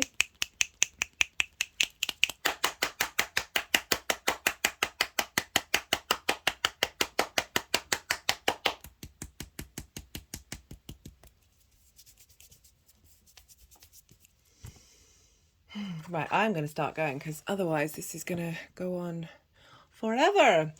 So we've got the Devil card. Okay, I'm going to pause for a second, guys. Sorry about that, Gemini, but it was getting quite frenetic. So we have the Devil, the Moon, the Five of Swords, with the Two of Cups crowning it. Interesting combination, to say the least. So the Devil, the Five of Swords, and the Moon. This is like the energy of what this form, like what you've been working on, what you've been trying to clear out. The Devil card is the Capricorn card. This is often linked into addiction and something having power over you that is there's a sense of domination.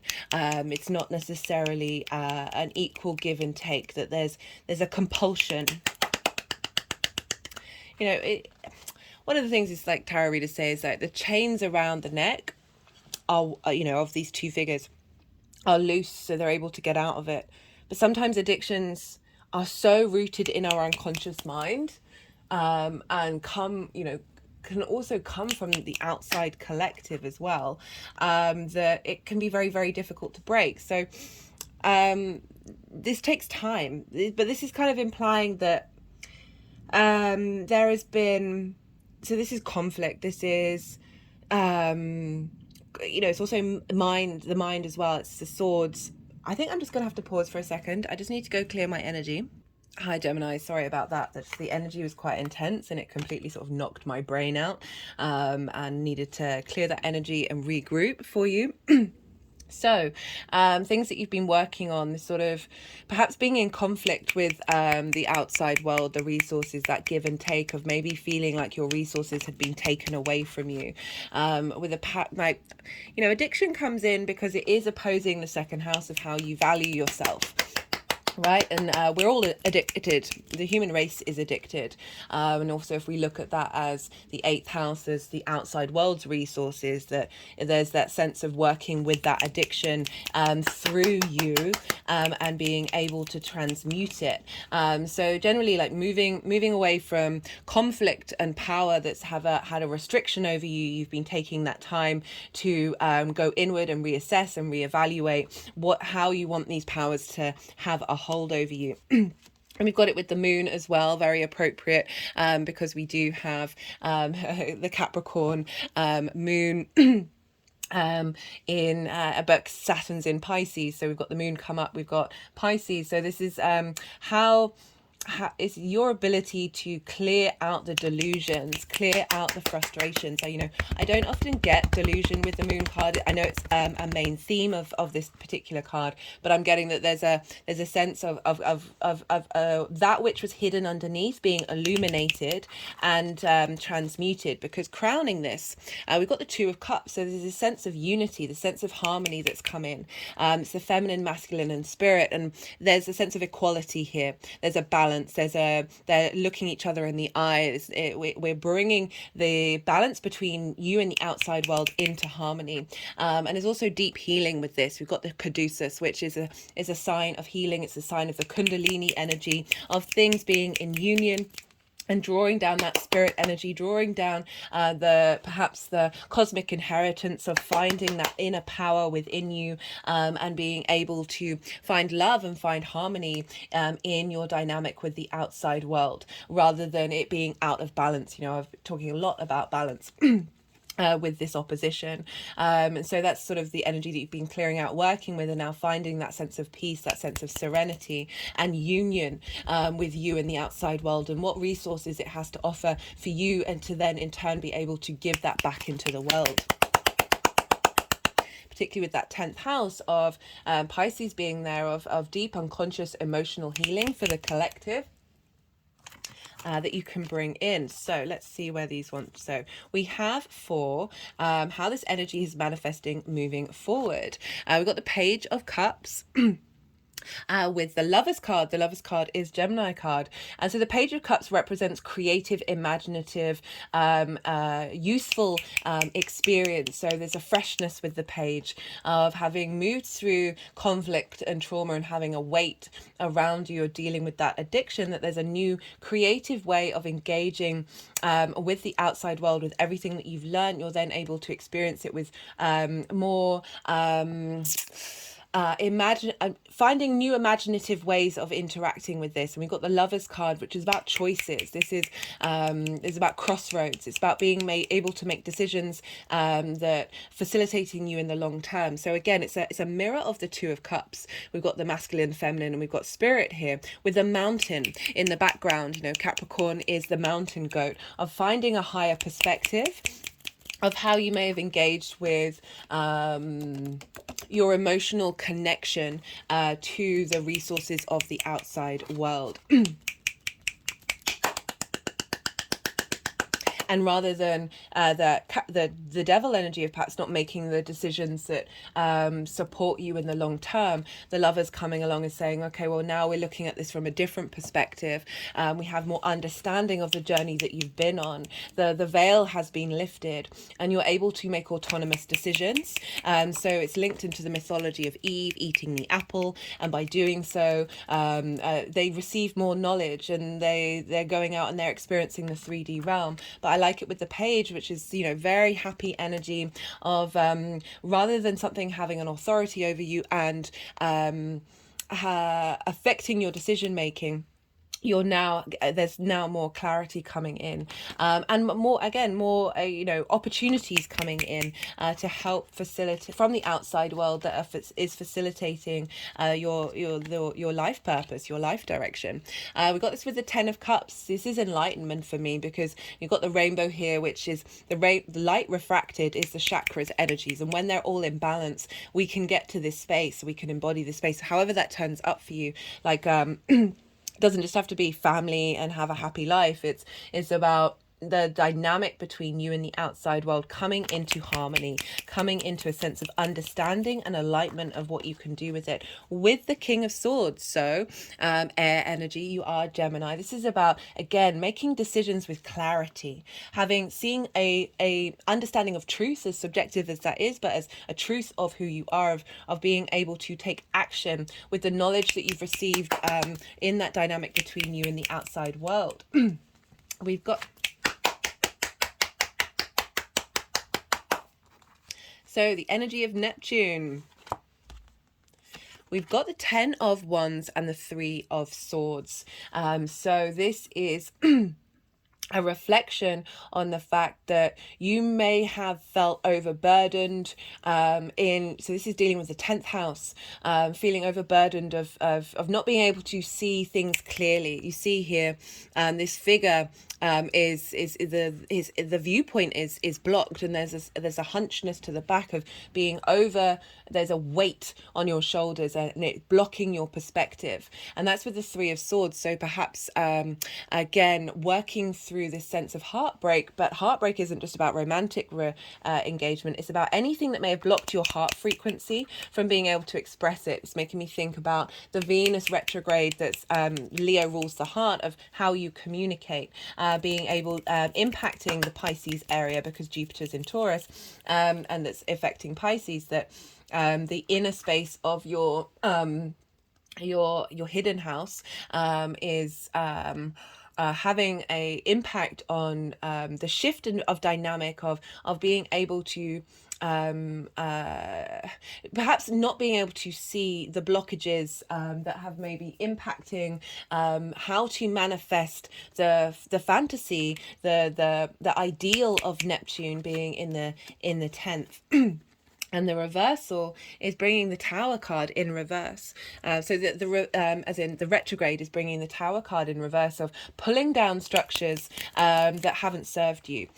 So you look at the Tower card, everything, all the chaos is going on at the top. The foundations are still strong. You've got Saturn there as well, which is all about foundations. That Neptune in reverse is, again, helping, in retrograde is helping you see clearly of pulling down those internal structures that have blocked your ability to truly manifest your life purpose, finding that vision and truly being able to put that into action. It's come with the Star card. This is about deep emotional healing, but it's also about galactic energy and hopes and dreams.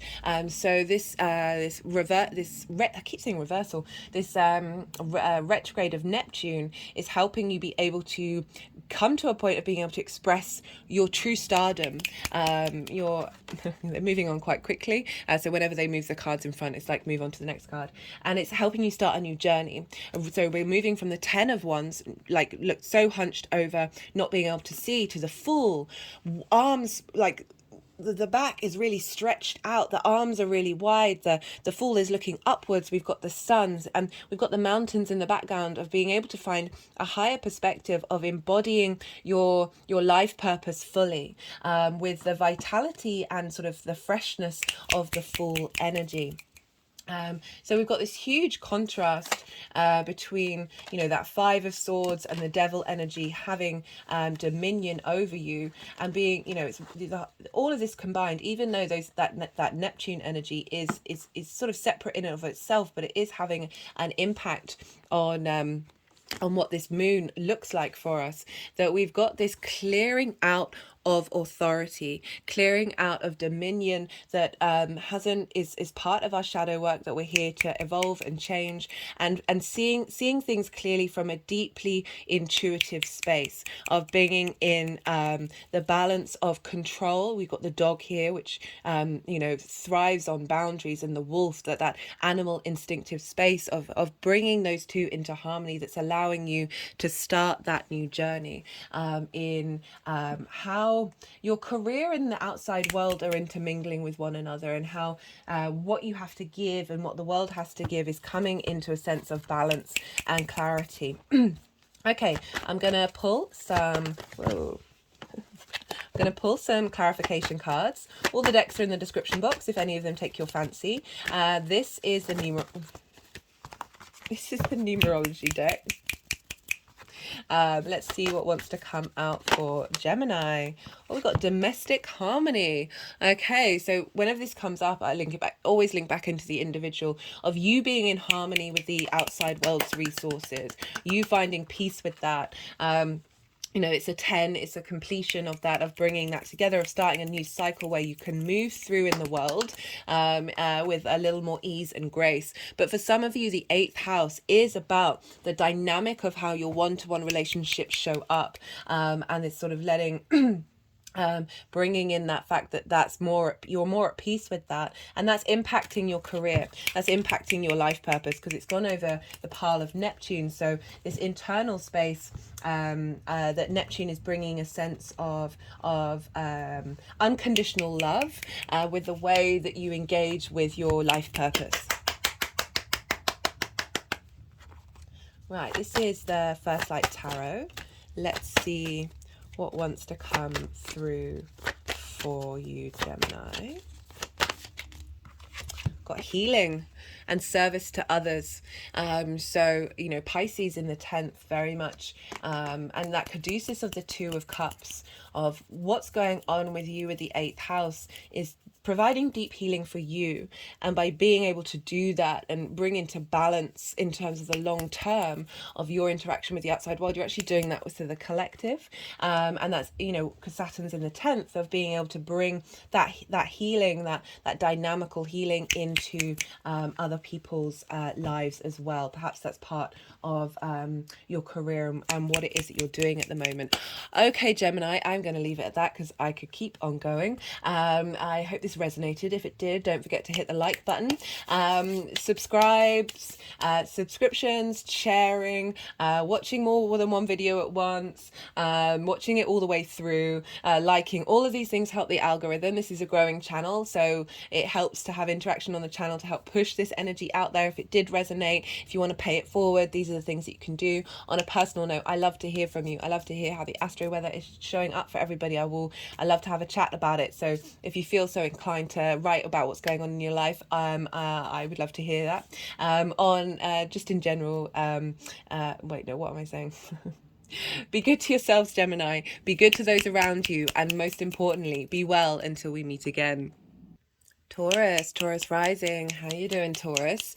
For those of you just checking into the Taurus energy, look to where Taurus falls in your chart, the house that it's in, the themes. Apply those themes of the house to the messages that come through. Take what resonates, leave what doesn't. It's essentially as if Taurus has now moved to the first house. In general, regardless of whether this is your rising sign or not, Capricorn and Taurus energy trine one another. This is an aspect of Jupiter. Jupiter wants to bring inspiration, elevation, cohesion, a sense of abundance and openness, a sense of inner wisdom. It's a free-flowing energy. So you're both earth signs. You've got something in common, a fundamental in common, which means the flow of information is a lot smoother. Trines are a soft aspect. This is where we don't have to work too hard for the things to show up in the world. So when we have a moon trining our energy, this is, I just noticed that there's a card that's turned over. Sorry, when we've got a trine energy, we're in more flow with ourselves, we're in a flow with our environment, and just things just seem a little bit more easy, as in, like, so when we've got with a trine, when they've got things in common, this is when you can sort of elevate this element in your chart. This is where, you know, that inspirational energy, that sort of how are we bringing together these things in order to create something that has a sense of cohesion, has a sense of understanding. There's also opportunities and luck, because the more that we're in tune with our inner wisdom, the more that our frequency then brings through that sense of just an ease, like those opportunities just fall in your lap, that feeling of feeling lucky, oh, hello, Taurus. That feeling lucky, and just enjoying that lunation energy. So for Taurus rising, this lunation, this Capricorn full moon is happening in your 9th house. This is the house of perspectives.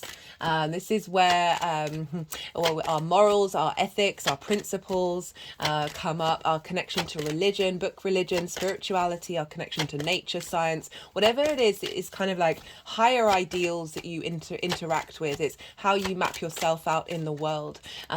And what it is that you're striving to learn and understand.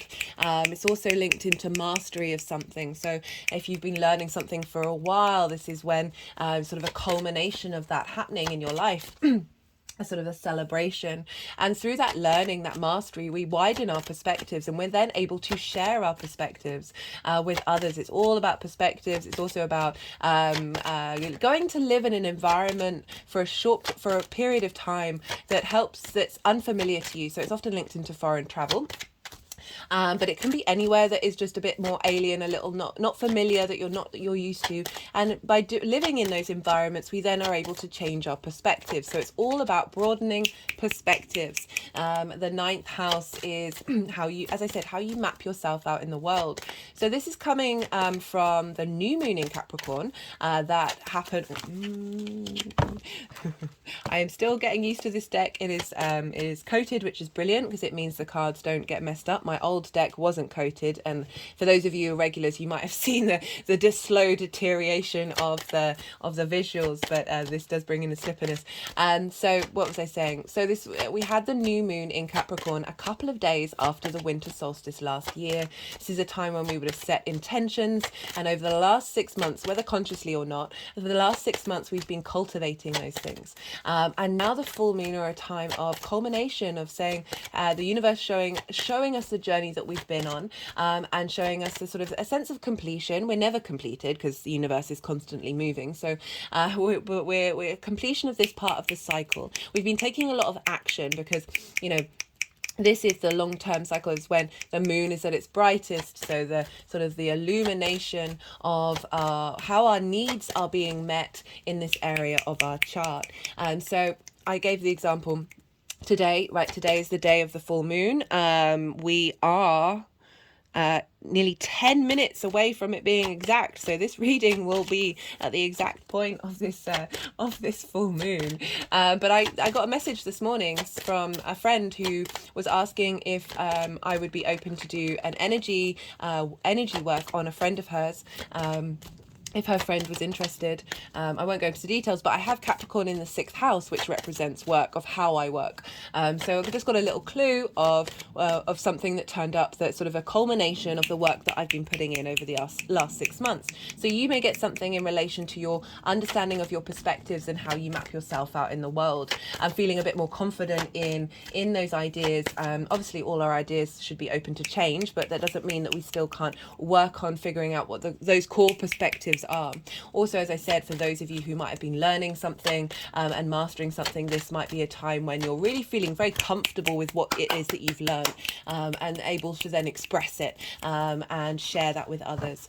You may have moved to a place that was not familiar to you, and this is sort of a culmination of where you've been and what you've learned from it, as well as perhaps maybe getting a hint of wanting from everything that you've been working on, of wanting then to understand where we're headed into the future, of how you want to elevate what you've been learning, how you want to elevate your perspective. So full moons are a culmination, but they also illuminate all the direction that we want to head in the next part of the cycle. And also you might, you know, getting itchy feet, of saying, okay, I've completed where I'm at right now, getting the feeling of wanting to go and move somewhere else for a short period of time. But just in general, just feeling confident and good about how you see yourself in the world. It can also bring about trigger responses, because full moons traditionally, you know, not traditionally, but just generally, very much, this is when schools, police stations, hospitals all get very wild, right? This is when we're howling at the moon, because the moon is our unconscious space. It's how we nourish ourselves and nourish others. It's how it's linked into our needs. And so when we have the full light of the moon reflecting on the sun, full light of the sun reflecting on the moon, we have more like our unmet needs, and our unconscious space becomes really loud. So this can bring up triggers that you may not have noticed to work on. So it's a really helpful thing, even if it might feel awkward at the time. It's a really helpful thing to sort of bring in a sense of perspective of saying, okay, what is this triggering response that I'm feeling really uncomfortable with about how I then see myself in the world? What is that teaching me? And then you then are able to work on that over the next part of the cycle. It can also bring about situations that you may have in the past been triggered with. That are now, you engage in that situation and you engage in it in a different way. These are always fantastic because these help us integrate on a physical level. It's letting our body know that we're safe, even if we may have mentally felt like we've cleared something out. Now we've been provided with a situation where we walk into it and our body actually feels safe rather than in a fear mode. So these are all brilliant things that may happen around the full moon, even if some of them may feel uncomfortable. I just had on the Gemini reading the energy was so wild with Gemini. My hands and my arms were really full of electricity. Gemini rules those things, that it got very, very overwhelming, and I had to stop the video and calm myself down, because my brain sort of it's kind of getting in the way of the reading. Even though it is part of the reading, I'm just very conscious of people's time. And so I sometimes get a bit internally frustrated, and that's something I've been working on in the way that I work. And I was getting triggered by that, and I had to go and sit down and just clear my energy and reground myself in order to carry on. And so that was a triggering situation that I came in, that I'm like, I still need to work on that. That's still something that needs to be shifted and worked with. It could also represent that, you know, it's happened just before the full moon. We're not at the full moon yet. That is something that's getting cleared out from my dynamic. You know, I won't know until after the event, but just to let you know that those situations can come up, and it's always helpful to get a bit more perspective on it, and not necessarily take it so personally. So because we've got the sun over in Cancer, often with full moons, because we've got this opposition where things may be out of balance, and it's all about bringing things into balance, but also we've got this sense of the opposition, right? So we've got the sun over in Cancer, which for you is in your third house of how you communicate. This is your local community. So often with full moons, the sun, wherever the sun is going to bring in something that helps you understand where your needs have been met, where you've shifted, where you've grown, how you nourish yourself, how you your intuition responds to things. So something may come up in the way that you communicate, or something may come up in your local environment that triggers this, that helps either facilitate and let you know you're supported. So there's a balance between the two, or a situation that may have impacted in the way that you see yourself in the world, may have come up in your local community that previously would have triggered you, that you're now no longer bothered by. So it's also, not only are we looking to the moon, but we're looking to where the sun is. And obviously the moon is in the sign, the sun is in the sign of the moon. So what's going on with the moon is impacting what's going on with the sun. So this sense of drawing in your perspectives, your connection to spirit, your connection to nature, whatever it is. So your higher morals are perhaps going to be reflected in your local community. You're going to see them manifest in your day-to-day. You're going to see them in the way that you're able to express and communicate yourself, and have some more clarity and vision and sense of completion in the cycle.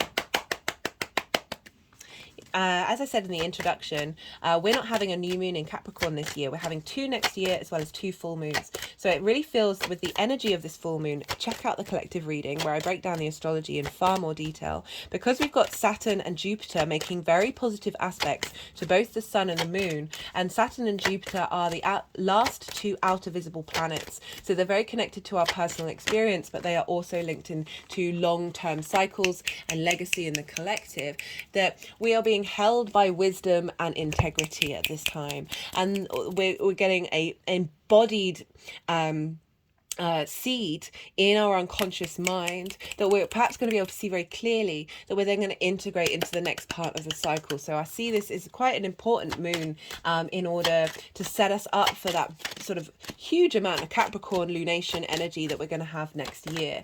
So it's a great setup. So what else did I want to say? Right, this moon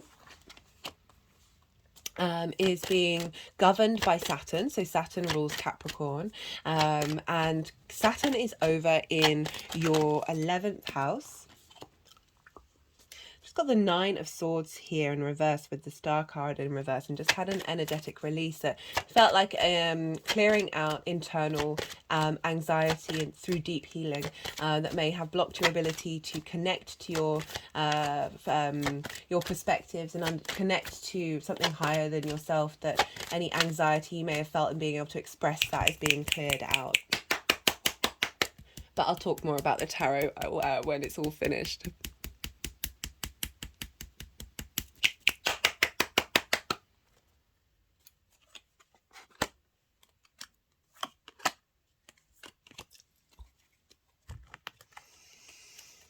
So Saturn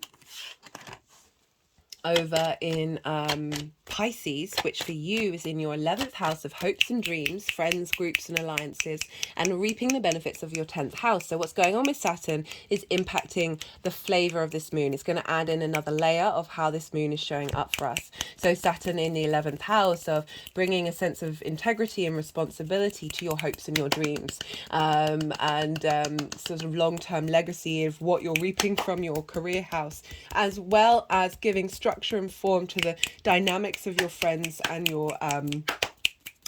the groups that you're in. That's feeding into how do your hopes and your dreams, your long-term hopes and dreams, have an impact on how you see yourself in the world, and see and understand your perspectives, what it is that you want, and those higher interactions that you have of understanding, of integration into those hopes and your dreams, as well as being able to express them with a sense of mastery, because this is opposite the house of communication, and Saturn is trining the sun as well. So we've got a lot of support and wisdom coming in from Saturn, because Saturn's sextiling the moon as well, bringing creative ideas of how to embody your perspectives into your hopes and your dreams. Also look to where Saturn is in your personal chart, and because that'll add a flavor of on a personal level of how this moon is showing up for you. We also have Jupiter over in your sign, Taurus. So there's a lot of earth and water, and as a earth rising sign, this is going to feel really good.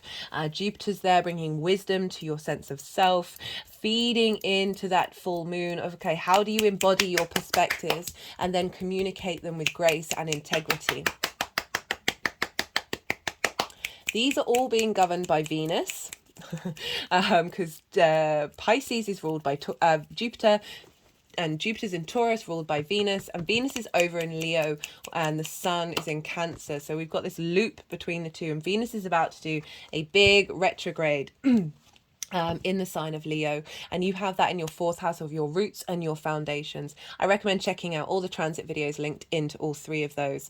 That is facilitating the sort of, these are big transits for us personally, especially the Venus retrograde, because she retrogrades the least out of everybody, so they have a big impact, and it's starting an 8-year cycle in terms of your foundations that's impacting your perspectives, right? So how do you value yourself? What is it you care about? What brings you joy and harmony in your foundations? That's going to have an impact with this full moon.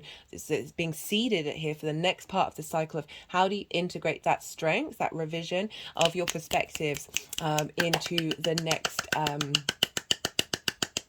8 years. Okay, so they've put the deck down. I was going to talk about Neptune. Let's talk about Neptune. So I'm pulling cards for the Neptune retrograde as well, because, you know, Neptune's in the same sign as Saturn, and this is impacting Saturn, so therefore impacting this full moon. Neptune went retrograde on the 30th of of June, and so with Neptune retrogrades 40% of the time of its cycle, so a lot of the time. So this is an energy that we're familiar with, and so. This is the Saturn card, and it's coming up to nearly on point of the Saturn of this moon being at its fullest.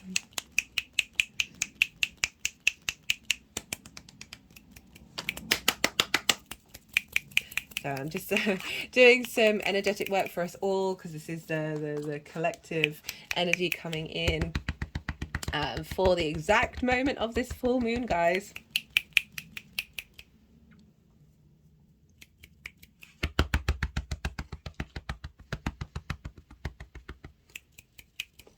Had an energetic release.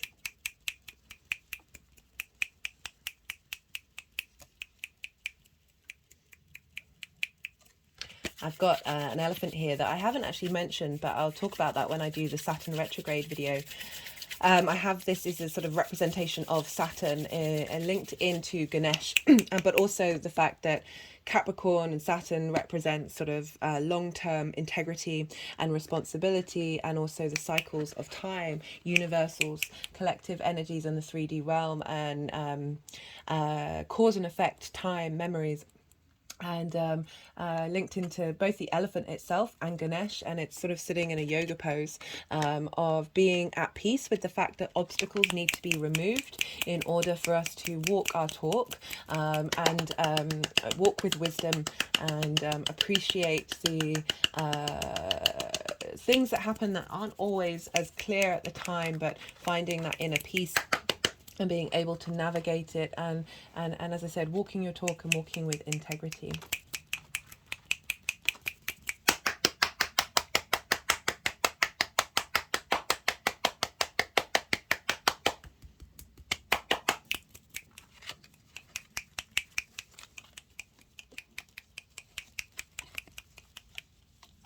So I should talk about the World card really while I'm doing this. World card is about knowing yourself. This is Saturn's card. The more that we know ourselves, the less boundaries that we need. You see there's this wreath here which does represent the boundaries of the world, but it's also in the sign of 0, which is where infinite possibilities are. The more we understand the fundamentals, the less boundaries that we need, the less triggered that we get, the more that the world opens up to us to all the possibilities. Walking your talk, walking with integrity, walking, and therefore when we do that, we walk with pride.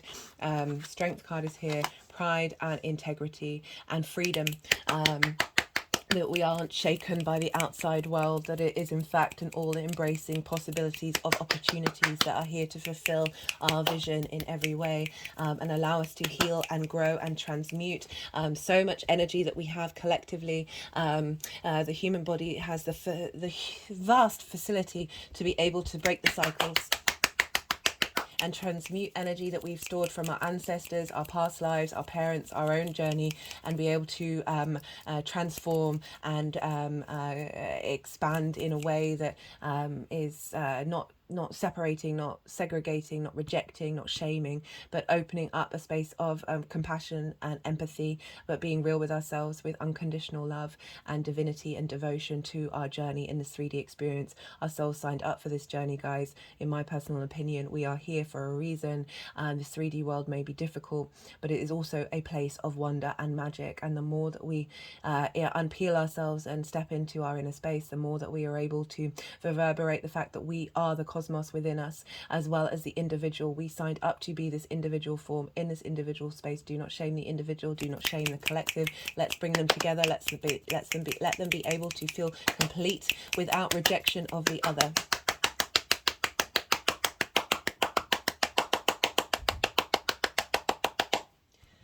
Oh, thank you, Taurus, for that one.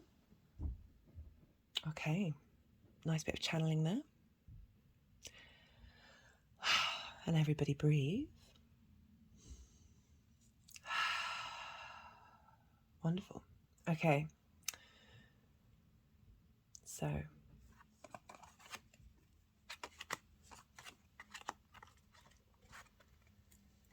you know, the Strength card, sorry, I'm going to keep doing this channeling.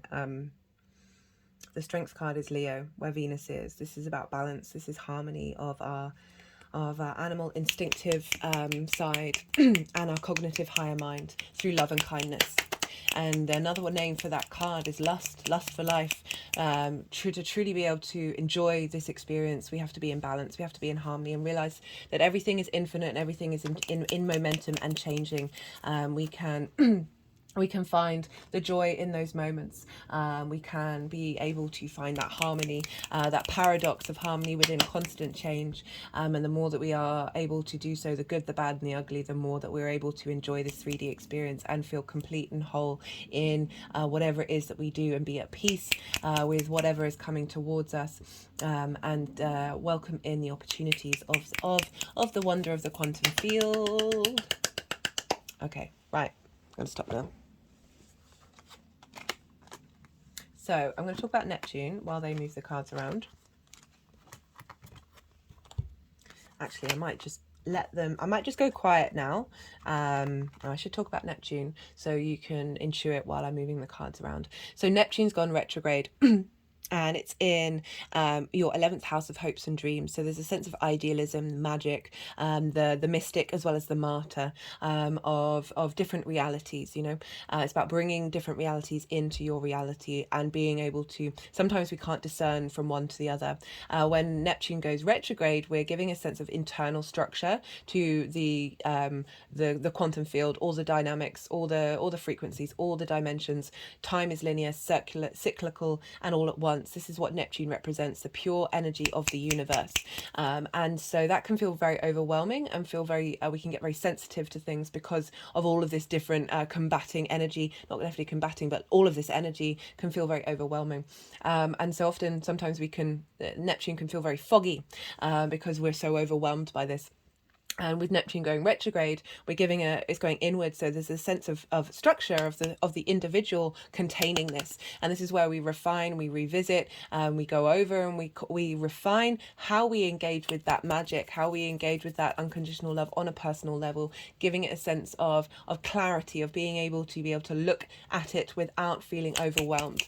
So this is what that retrograde's happening in your hopes and your dreams. You may have been striving, same with Saturn's retrograde as well. I'll probably talk more about it with the Saturn retrograde series, but the combination of those two being retrograde over this full moon is really drawing this inner experience from this sort of bigger collective understanding, a long-term understanding that is facilitating this full moon of how we're embodying our 3D earthly legacy that isn't just linked into the banking system and hierarchies, but it's linked into the human being, the physical existence of the human species. This is like our parasympathetic nervous system, what really helps us thrive on the fundamentals.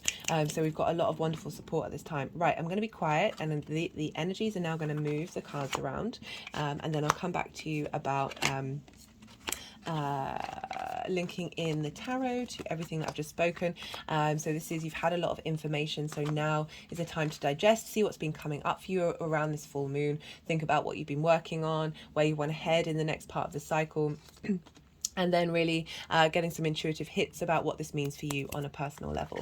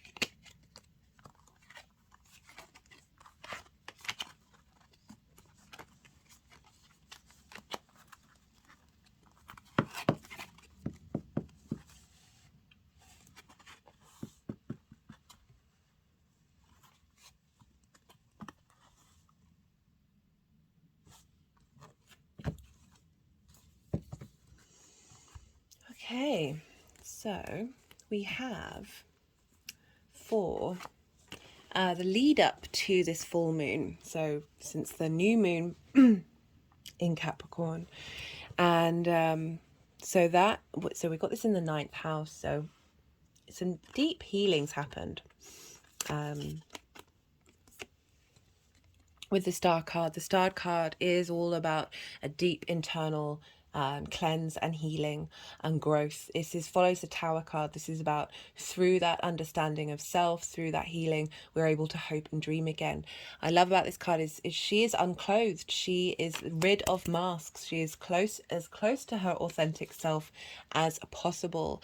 And by doing so, and it's the combination of the galactic energy and the earth energy coming together in order to do that deep radical healing, that you're then able to hope and dream again, and you're your starlight comes out. So if you think about this as the ninth house of reevaluating how you see yourself in the world, the perspectives that you have, and it's, you know, the nine of swords is behind it. And this is all about anxiety and worrying about things that you can't control.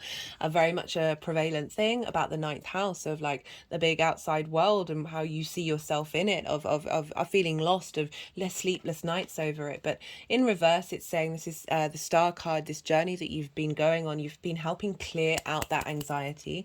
You've been moving forward, but you've been doing so by taking time in contemplation. And this is the card of rest. But it's also about knowing that you are held by something bigger than you. So it's a far cry from the anxiety and the worry over things that you can't control, that are things that are bigger than you, to being able to be at peace with that situation and be able to, through that, be able to contemplate and explore, be in a state of meditation and see what comes up about how you then feel having this sense of being held in the world, how you feel about how you then go out and engage with it. So there's a pause here, there's a rest here. The energy crowning this for the full moon is the Queen of Swords and the Six of Wands. So this is the victory card. Queen of Swords, she's been through some stuff. There's a sense of maybe being a bit jaded, maybe that perspective is a little too cold and clinical, but she's come out the other side. Her head is above the clouds, being able to see things clearly, having gone through that anxiety. You're now sort of more confident and not bothered by that outside disturbance. You know, you see here there's a bird above her head, implying a higher perspective, and her hand is open, it's outward. She's open to connect, to engage. That even if there might be still a little sense of jadedness, but there's a cultivating of mental clarity that means you don't get stuck in that nine of swords. And it's with the victory card of the way that you look at yourself in the world is you're able to celebrate it. You're able to feel confident about it. You know, this is an individual on a horse, but there's the collective behind them. They haven't just, yeah. So it's an acknowledgement of how you're able to look at the world, how you're able to see yourself in the world is that of celebration, of that of recognition. You're able to understand the value of who you are in this 3D dynamic. And with Saturn over in your hopes and your dreams, of through this confidence, you're able to then bring your hopes and dreams into manifestation. For this energy moving forward, this is powerful combination. We've got 2 4s here. What were the other cards? My mind's gone. Yeah, 2 4s. Yeah, you've got quite a lot of major arcana. We've got the World card. This is, again, Saturn. This is completion. This is feeling confident in who you are, knowing your innate principles. The trine, this wisdom, this elevation of how you see yourself is opening up the world to you. And with that, we've got collaboration and celebration. So this is knowing mastery. Ninth house, again, that's a mastery of a principle. And through that, you're able to collaborate with others that make something beautiful and long lasting. But that could be you collaborating your different principles and ideas, collaborating with one another to give you a sense of structure and beauty in this 3D world, of how you see this world. And with celebration, this is the 4 of Wands. This is after the harvest. So having put in the hard work of cultivating the land, cultivating your perspectives, cultivating the way that you see the world and how you connect with it, you're then able to celebrate. But you're celebrating with others. You're perhaps working with people who are perhaps this instigates a new cycle of you working with people who are in alignment with your core principles.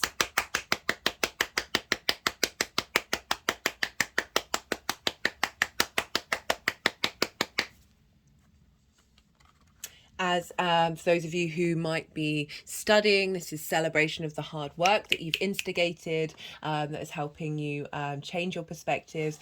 Yeah, just a general a reignition and celebration of passions, and being able to put the effort in, put the care and time and the mindfulness in to your long-term future, of how that is reflected and bringing your perspectives into manifestation. We have this. This is Neptune. So this is the retrograde. So we've got strength, which I talked about, the Leo card. And so this is a harmonizing of your intuition and your cognitive mind in order to bring that magic into your hopes and your dreams. We got it with the King of Pentacles, so, and the Lovers card. So the King of Pentacles is sort of saying, you know, this is, you know, linked into Taurus. We've got the Bull here.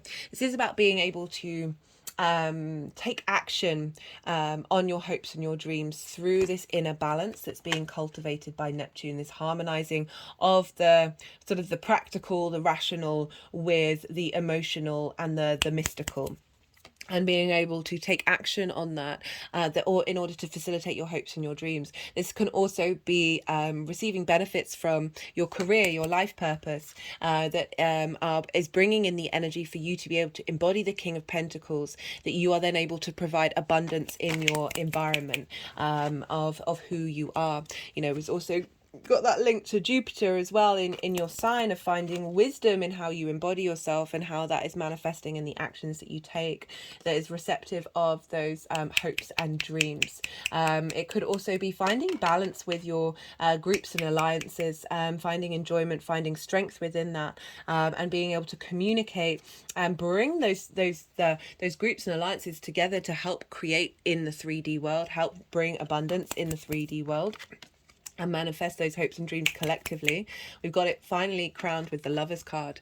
The Lovers card is Gemini. This is about choice. This is being in receipt of information so you can make informed decisions that serve you in the long term. We've got the feminine, masculine, and spirit with a mountain here of higher perspective, combining all this energy, integrating all the information in order to make decisions. This is about crossroads. It's also linked into the mythology of Eve, of eating the apple and receiving more information to then go, and as I said, make those informed decisions. This is about the information that you're gleaning from Neptune, the magic that you're drawing into you is helping you, as I said, when you come across crossroads, when you come across decision makings, that you're able to facilitate that. Some of you, if we're dealing with the Lovers card, it might be coming across somebody in your groups and alliances that is opening up new pathways for those hopes and dreams to manifest. Could also be a romantic relationship that does that as well. That's going to be specific to some of you, and I don't like to focus on that because not all of us are looking for love. Right, this, I'm going to pull some clarification cards. All the decks from the description box, if any of them take your fancy. Just got the this is the numerology. We've got the Rebirth card. Rebirth, yeah, of how you see yourself in the world. Love this. Love this. That came out quite quickly.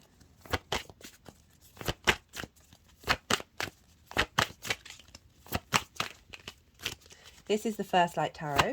This is a mixture of major arcana, question cards, statement cards, and keyword cards. So what wants to come out for Taurus? Oh, we've got the Neptune card. We've got the Hanged Man, Crossroads. Crossroads, transition, turning points, decisions.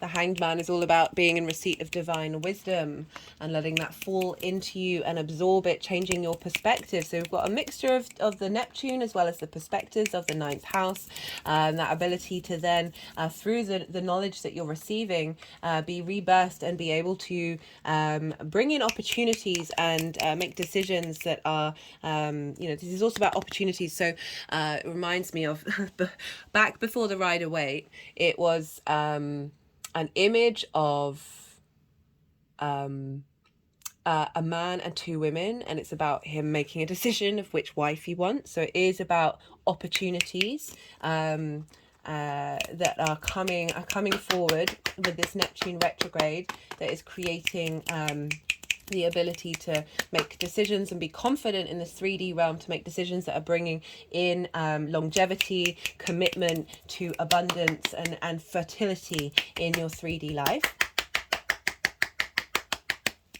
Okay. Let's just do one more numerology card.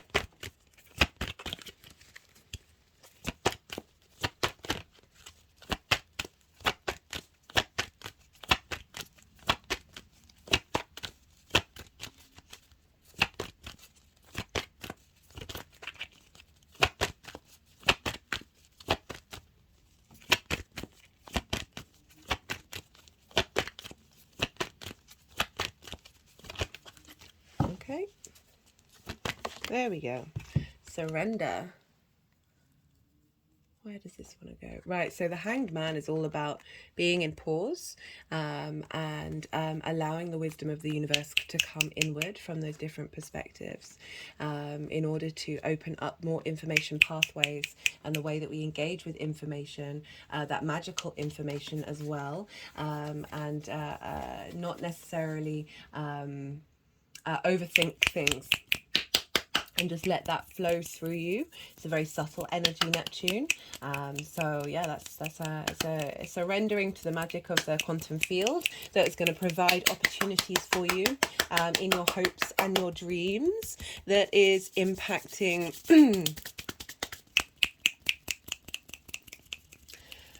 just everything, really, if you think about it. I'm going to leave it at that. Sorry, my mind just went, ooh. I was enjoying the feeling of Neptune.